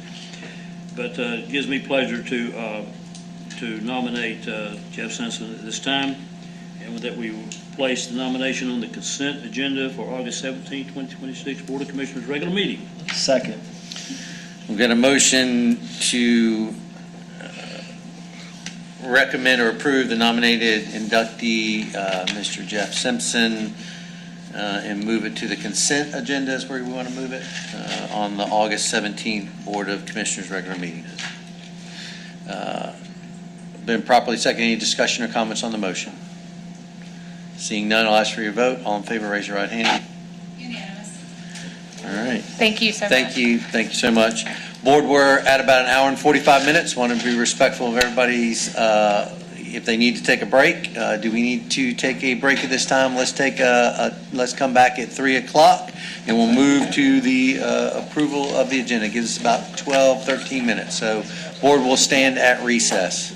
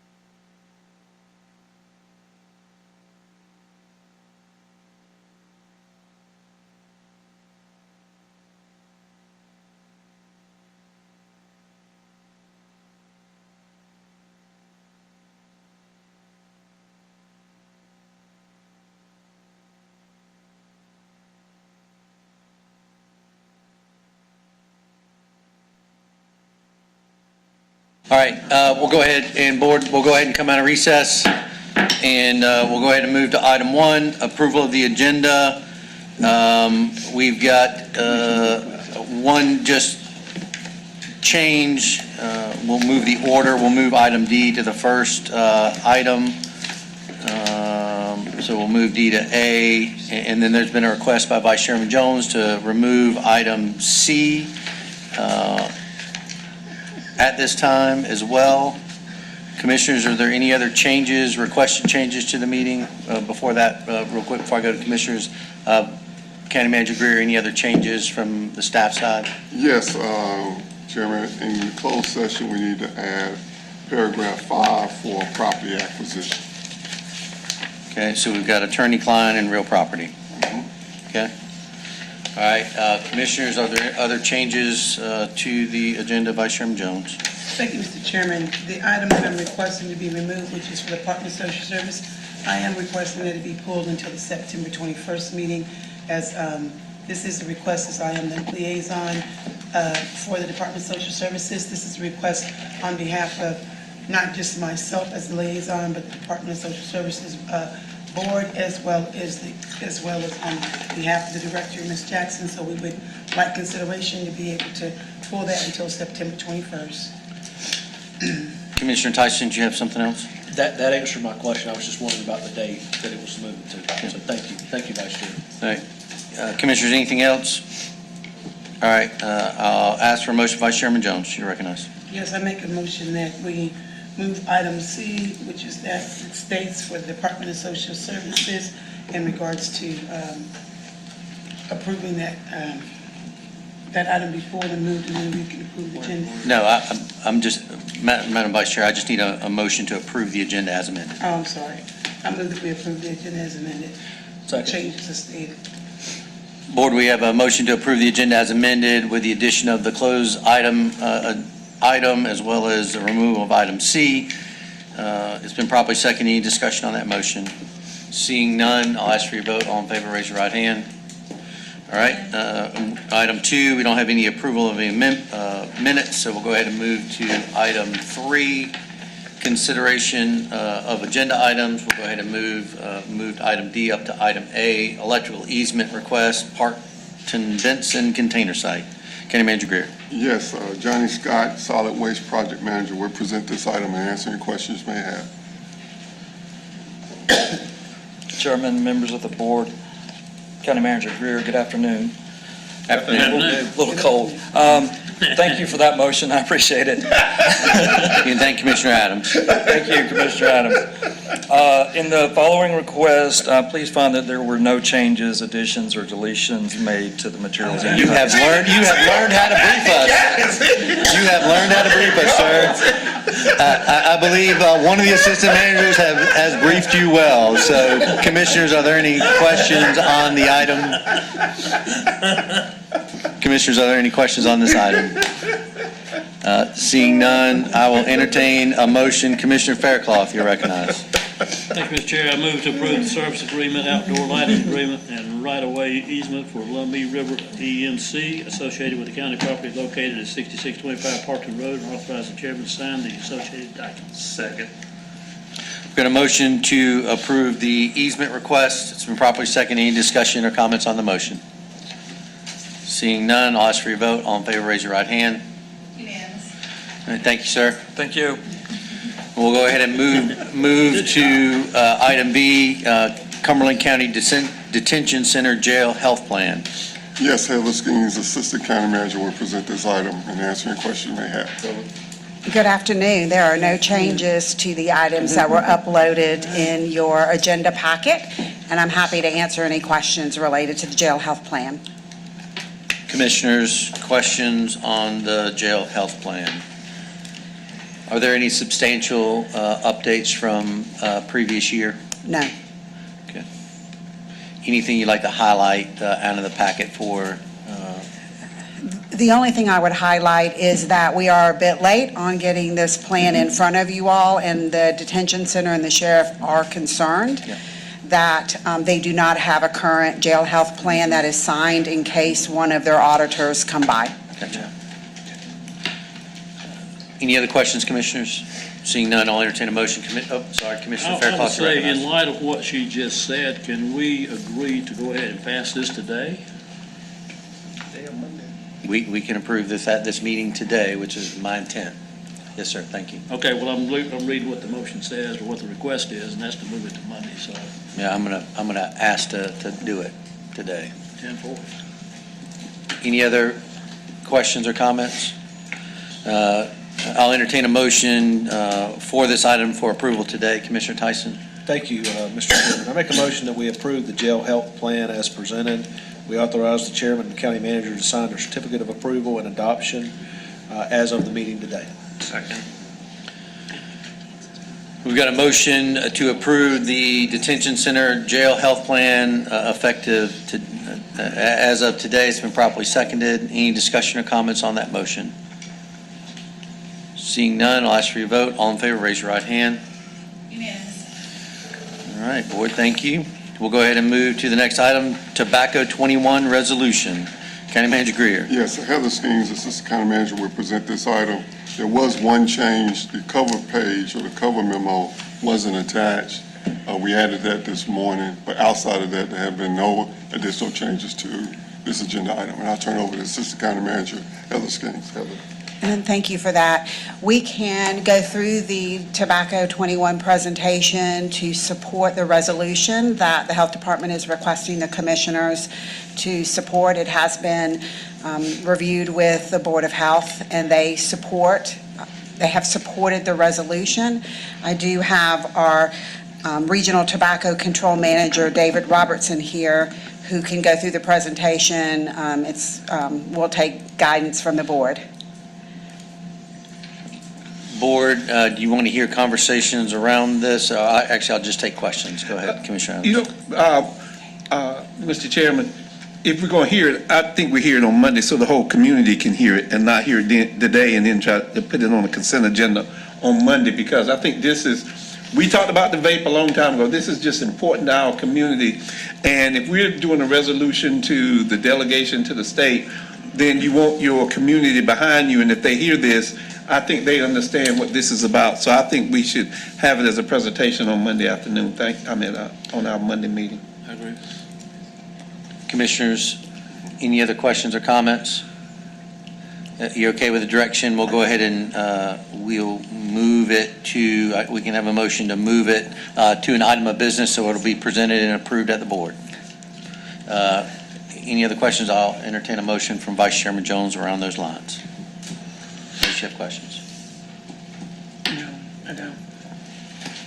I move to approve the adoption resolution in support of Tobacco 21 legislation to protect youth from vaping and also from products of which is going to be Narcan, and to place it on the Board of Commissioners meeting upcoming Monday on August 17th as a consent item of business, regular meeting.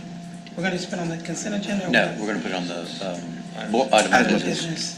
Second motion. We've got a motion to approve the adoption of the resolution Tobacco 21 and present it as an item of business at our August 17th meeting.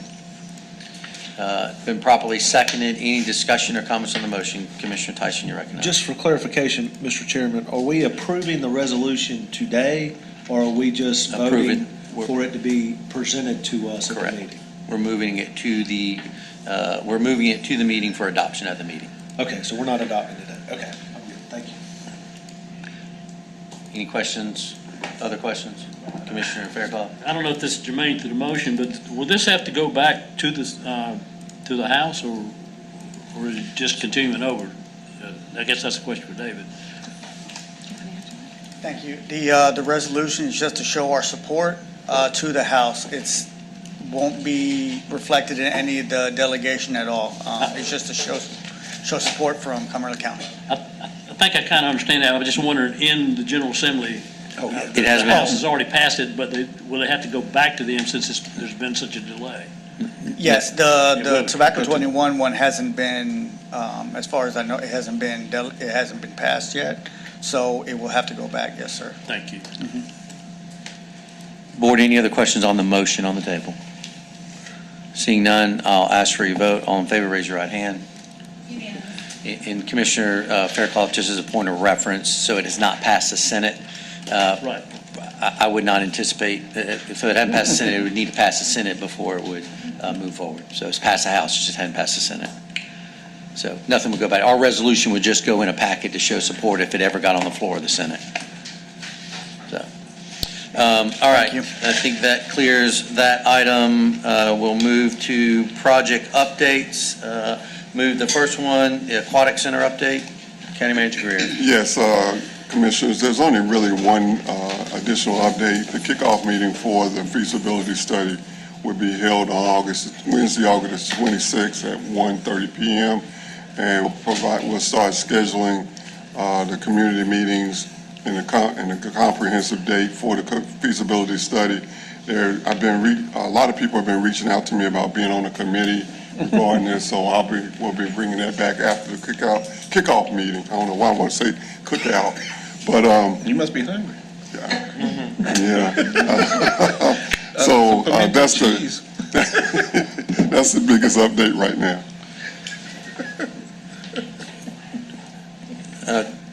Question, so we approved the contract on April 13th. We finally got the contract, we got the contract executed.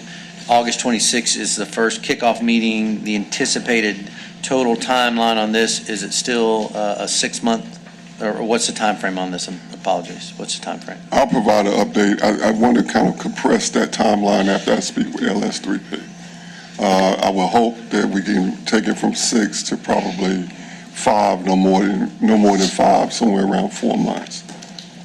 Okay. So we'll have an update after the August 26th kickoff for timeline? Yes. Okay.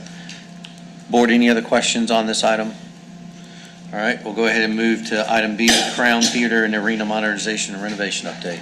Yes, just a general update. We've had the 3D scan.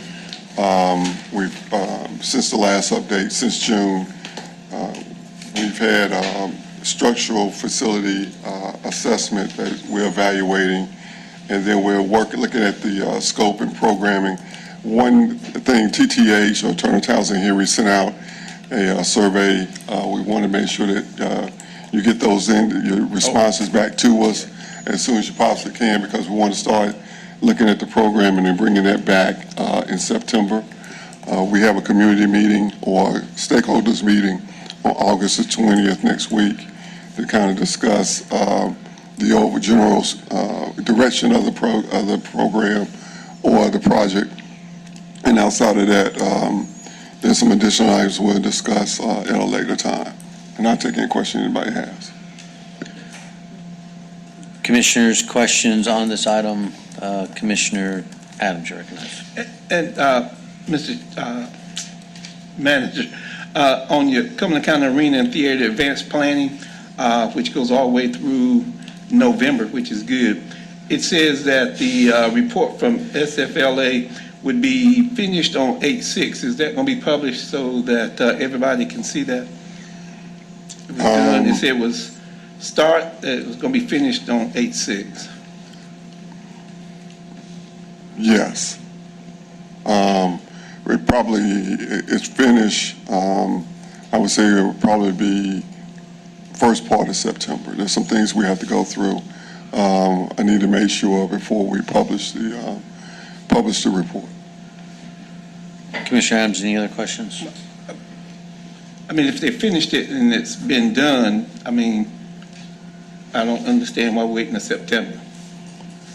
Probably not. That's the next meeting. I want to bring it forth to the public and present it in a meeting.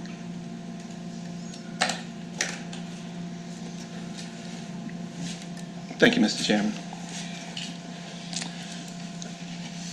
Any other questions on this? County Manager Greer, you mentioned August 20th as a stakeholder meeting. What was the stakeholder meeting date? Aquatic. That was aquatic, wasn't it? I'm sorry, that was Aquatic Center. Okay. No, there was another meeting. No, there was another meeting. There's another meeting on August the 20th. Hold on one second.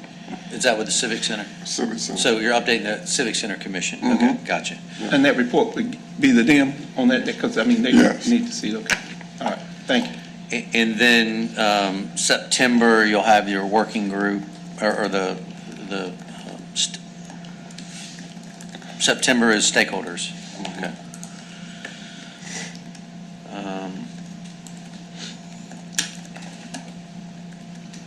And then this plan that is in the, we have anything past November?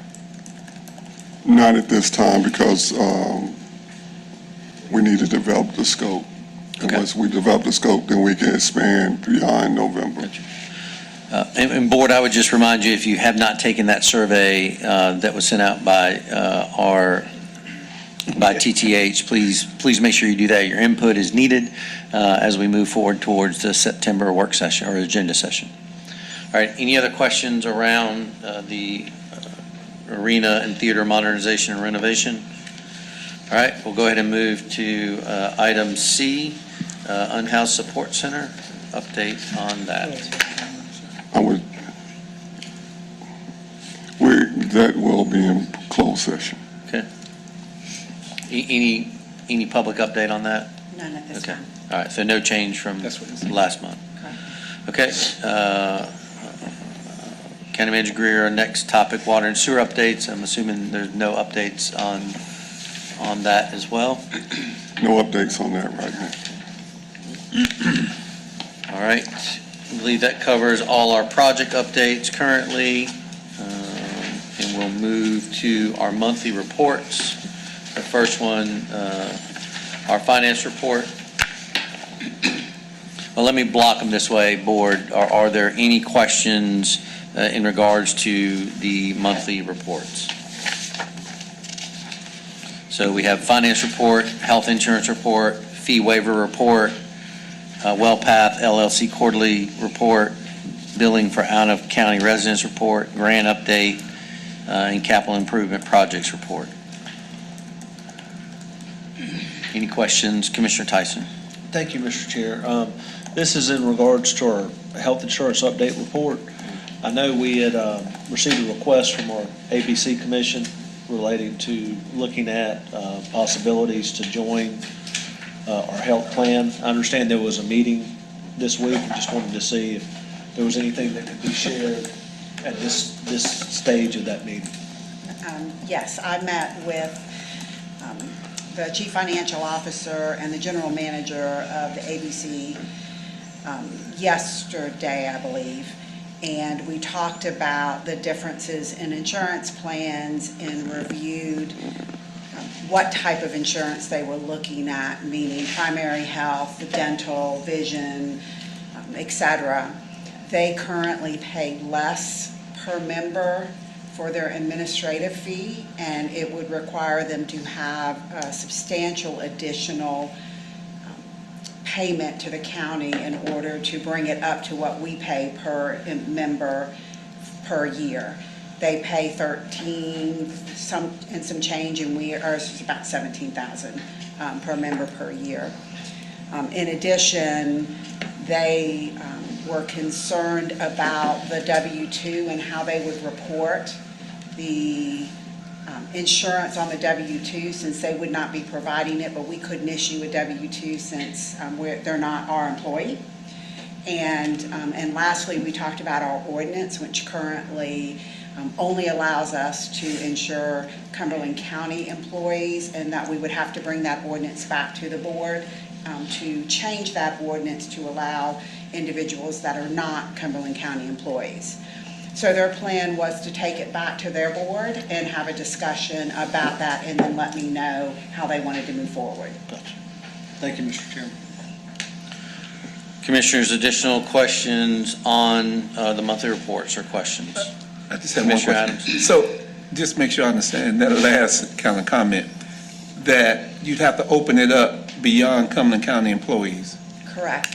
ABC employees are not county I or state employees. I have that. So then if other agencies come and say, I want to be on that too, do you have a equality problem? I think it would be dependent on the way the board. That's a legal question, Yeah, but that's for another day. yes. I mean, we can look at that. But I think that would be, you open it up, do you open it up to all of those subsidiary board of elections, everybody else? And so that was. You don't have to worry about it today, Reed. You got enough. I'd entertain that. Oh, Lord have mercy, not me, not me. Any other questions on the reports, board? If you could share that. All right. County Manager Greer, at one time, we had discussed around a planning report that we had spoke about earlier. I think we started looking at it, and maybe we never approved the format for it, but it was around kind of issues, site plans, subdivision, lots, kind of giving us an idea of the pace that we're seeing in our planning department from a development standpoint. Those types of things to give us kind of visibility. I don't think we ever framed it up. Maybe we can take a look at that. And Assistant Manager Skeens and myself had a conversation this week, and we'll be providing that next month. Great. Thank you. Commissioner Adams. And so, Mr. Chairman, with all of that, because we talked about, you remember I talked about those mandates coming down. So the governor signed the bill the other day where you can drop these houses down on top of houses, and so without having to go through zoning, again, it's going to come back to city council, all these cities, as well as the counties, as to how we get that information. That's not a county thing, that's a state thing that's being done, because regardless whether it's in the city or the county, we're gonna get phone calls on it. When your next door neighbor, they put a tiny house in the back of their house and stuff. So we might need to think about some comps on all of that. I don't even know how it hits those historic areas up in Haymount, but the bill is the bill, and it's there. So. So, Board, would we think it'd be a good idea to ask our government affairs team to put together the impacts that we saw from this signed budget, brief it at the September meeting, just so that we look at impact, and then from that, I can frame that into an overall letter. We'll continue to sign the individual letters I talked about earlier, but at least, and that can also give us the framework and the basis for what we present to our delegation as a follow-up to that meeting. With that. Well, and Mr. Chairman, I think that's a great idea, but it also gives you the opportunity when you meet with these mayors and all of these, because they're not going to keep up with it. That's what we do, and if we can kind of get it to them on a first-hand basis and then get it out to the public. But yes, I think you're exactly right down there, because it's going to hit them. That's who it's going to start hitting, and they're going to start calling. And I routinely talk to the mayor, so Right. there we are. So that would, in combo. yeah, that would give you the opportunity to update them on that. All right, anything else on the monthly reports? All right, we'll go ahead and move to item 5, commissioner requests. We have 2 commissioner requests. We'll go to the first one, economic impact study on Crown Complex. I believe this is Commissioner Patel's item. Board, just as a frame of reference, commissioner requests come forward. They're presented in a timely manner based on our policies and procedures, get added to the agenda session packet, and then the commissioner has 5 minutes to brief and make their pitch and ask for action by the board or direction by the board. So with that, I'll turn it over for the first one, economic impact study on Crown Complex. Commissioner Patel, you're recognized. Thank you, sir. 5 minutes on the I got clock. you. No, I'm just I kidding. got you. I don't need 5 minutes. I give you mine. So with the first request for the economic impact study on the Crown Coliseum, this is coming from me as part of the Civic Center liaison for the Civic Center Commission. That board did, over the last few months, they routinely discuss the operations of the Crown, the financials, et cetera, along with the operations. They want some more clarity, or they'd like more clarity on the economic value of the asset, maybe some areas for opportunities for growth, maybe potential challenges, et cetera. The one thing that I think our partners at OVG and the Civic Center Commission team or leadership team, they weren't able to really find any economic studies that had been accomplished. So they did take a formal vote to request our board's assistance in getting a study done, and that would revolve mostly around what are the metrics on regional spending historically, job creation, which events, produce more for our economy financially, et cetera. And then that's kind of it. I've got some recommendations, but I would open it up. So, Commissioner, I'll open it up for questions for you, but what's the ask of the board?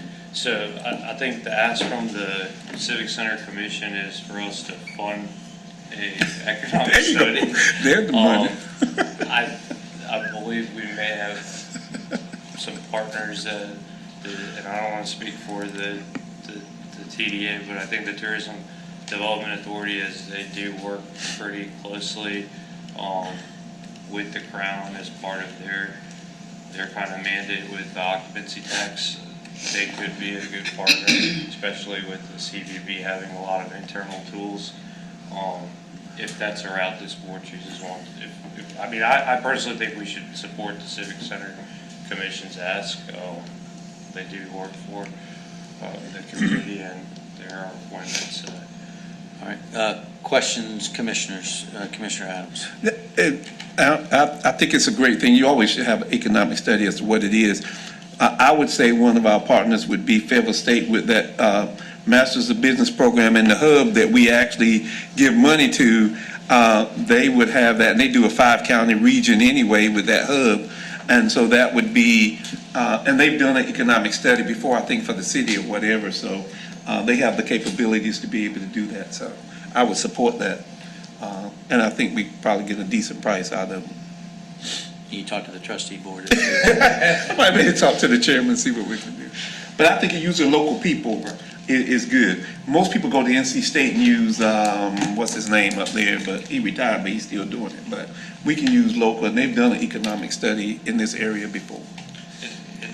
Mr. Chairman, I think what the commission is looking for is what's the baseline that asset brings to our community. And then I think. Well, they can, So I'm fine with if it goes to the hub or however the board wants to go. Commissioner Tyson? So, 2 questions, Mr. Chairman. One, and thank you, Commissioner Patel, for bringing this forward. And I agree with your proposed and your ask, by the way. But 2 questions I have about it. One, the study would be for the whole footprint, not just the Coliseum. Yes, the whole asset. Okay. And then 2, the dollar amount that you would want us to kind of set aside. Do you have an idea? So the Civic Center Commission has not discussed the dollar amount. I would suggest that if we're looking to our partners, maybe let them research the due diligence on that instead of me pulling one out of my pocket right now. So, Mr. Chair, I can make a motion to that effect, or if Commissioner Patel wants to, when it's appropriate, or if you just want to give consensus to the manager of the rest of the board's okay with that. I'll circle back, let me finish the conversation. Commissioner Adams? So I think that we're in the right direction, but before I would want to vote on it and see, is for them to go back and find out what that dollar amount is and bring it back, so that you know, so if staff or gets with the commission to figure out the scope and then what the cost is. I think we all kind of consensus that we support the economic study, but I'd like to know what that is instead of making a motion to do it, not knowing what that cost was. Real quick, Vice Chairman Jones, and I'll come back to you. Thank you, Mr. Chairman. I'm in agreement with Commissioner Adams. I'm definitely in support, but I need to know the dollar amount of what it is I will be supporting or may not be supporting based on the dollar amount. Anything else, Vice Chair? That's all for me. Do you have a comment? And then I'll try to frame it back up. Mr. Chair, what I would suggest is, the discussions at the Civic Center Commission with, again, they haven't had any research done towards the dollar amount. There've been numbers kind of floated, but if it would be to the value, which I agree with, maybe we could discuss with the hub, discuss with. Staff does. Yeah, you're right. Staff, I was going to say that. Yeah, just let staff look at different opportunities. So, Board, I'd recommend we just direct County Manager Greer to look at the scope, the partners, and the cost of this, and bring us that back in conversation with the Crown Commission, and then bring it back to us. Are y'all okay with that? Do we need it in form of a motion? Direction's okay? I'm fine with Direction. Commissioner Flippoff? I would say that as a member of the advisory board to the business school at Fayetteville State, I like the idea of getting them involved. I would like to know what it would cost for an outsider before we get them involved. And I think that's the point, Either point way, of yeah. scope, They have it- partners, and cost. I'm sorry, I was asking a question. What'd you say? I think you get both costs. They got the cost too, so, the outside costs and their costs, because then you can compare. They charge. Exactly. Somebody's gonna charge, yeah. All right, so County Manager Greer, you good with that direction? All right, Commissioner Patel, you've got the next item, Joint Planning Board. You've got 5 minutes to present that one. Thank you, Board, for the first request. The second request is also coming from me as the liaison to the Joint Planning Board. Specifically the nominating committee on that board for their appointments are generally having difficulties finding folks to serve specifically for the municipal seats or representation. Right now, we do have, I believe, in our interlocal agreement, and I'll let the county attorney correct me if I'm wrong, term limits on the municipal positions. So the ask from the board members there was to maybe give them some longer term limits instead of the 2 terms, maybe 3, or unlimited terms. I'll let the board discuss what the thoughts are around there. I don't think this so much impacts the county appointments, but more so just making sure that the technical expertise is there when it comes to representing the municipal folks. Real quick before I open it up for comments, just as a point of information, Attorney Moorfield, any of the based because we have an ILA, does the board still have the latitude to approve additional term limits like we do in other boards and commissions? You always have that. It is a county policy, and prior to the last ILA, it was not applied to the towns. And with the last ILA, the county insisted that it did apply, and that's what they're asking about. Okay. Board questions, Commissioner Tyson, you're recognized. Thank you, Mr. Chairman. This is really for our clerk. Walk me through kind of the boards and commission process with the Joint Planning Board.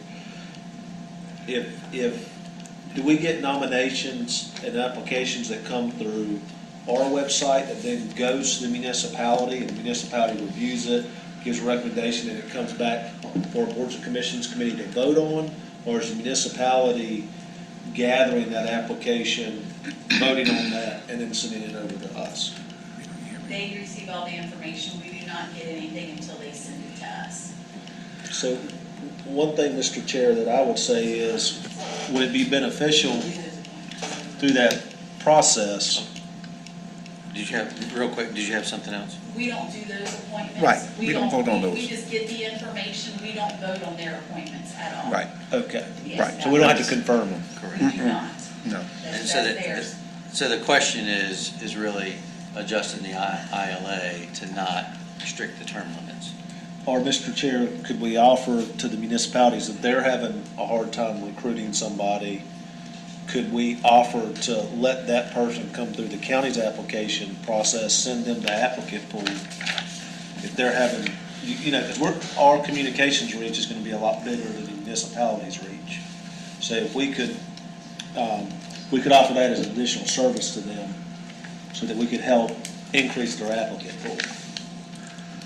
Or do we just need to take the ILA back to the way it was before? Commissioner Adams? That was not the only change that was made.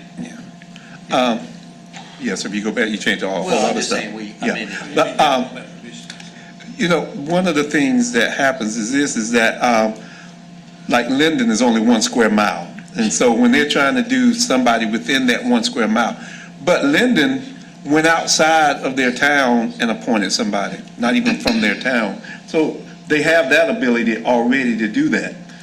because because Tom Lloyd represented Linden and it was never from Linden. So, I mean, it's looking at whatever their scope is, that they enlarge their scope, they may not have that problem.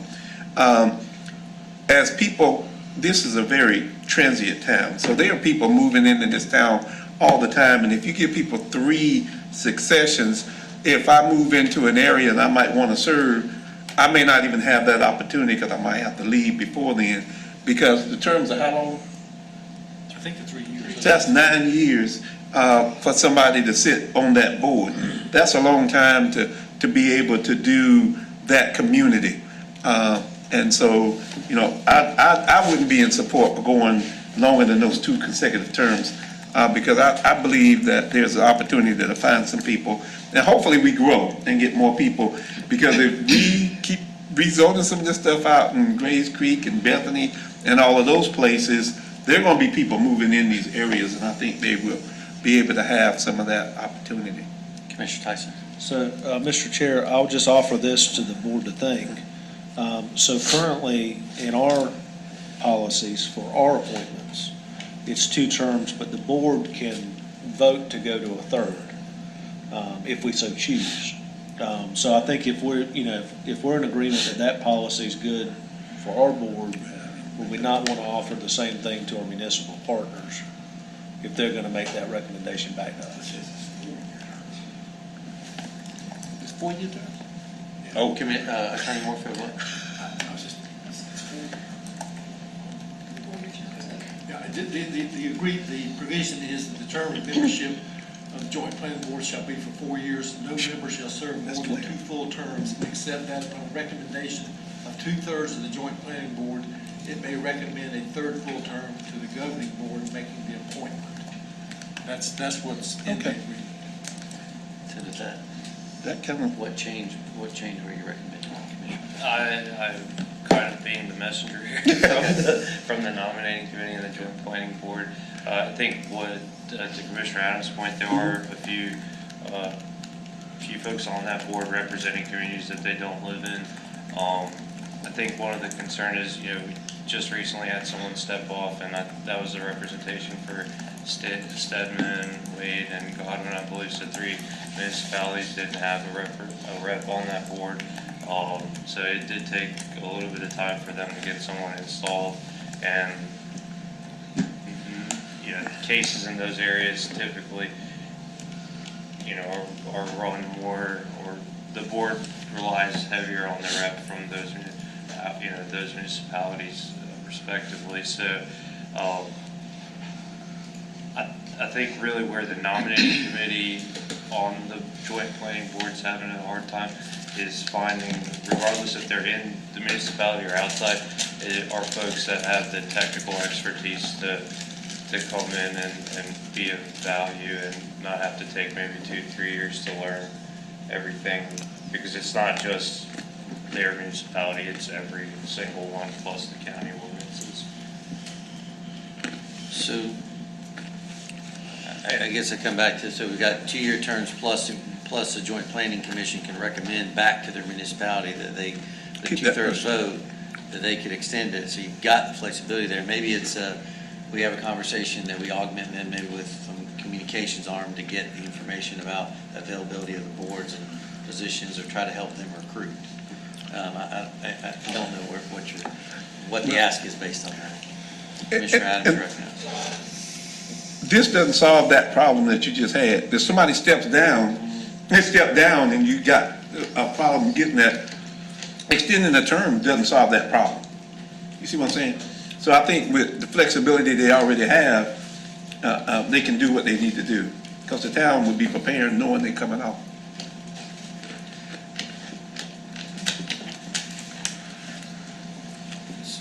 I ain't killing the messenger. Yeah. No, I think, Mr. Chairman, I think from what the county attorney is saying with 4-year terms, I'm okay to let this, I can take this message back to the planning board and let them know this is, give them an update. Commissioner Fairclough. I'm content with what you're saying, but just when you do that, just say, y'all get together and make us a recommendation. I mean, I think the recommendation was to remove the restricted term limits.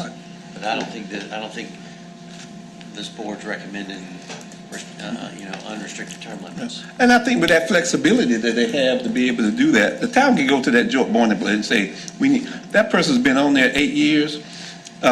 If it's one that's compatible with all of them, they'll say, give them a third term. So I don't see the need to change it. It's also the other side of it too, so if there's somebody that.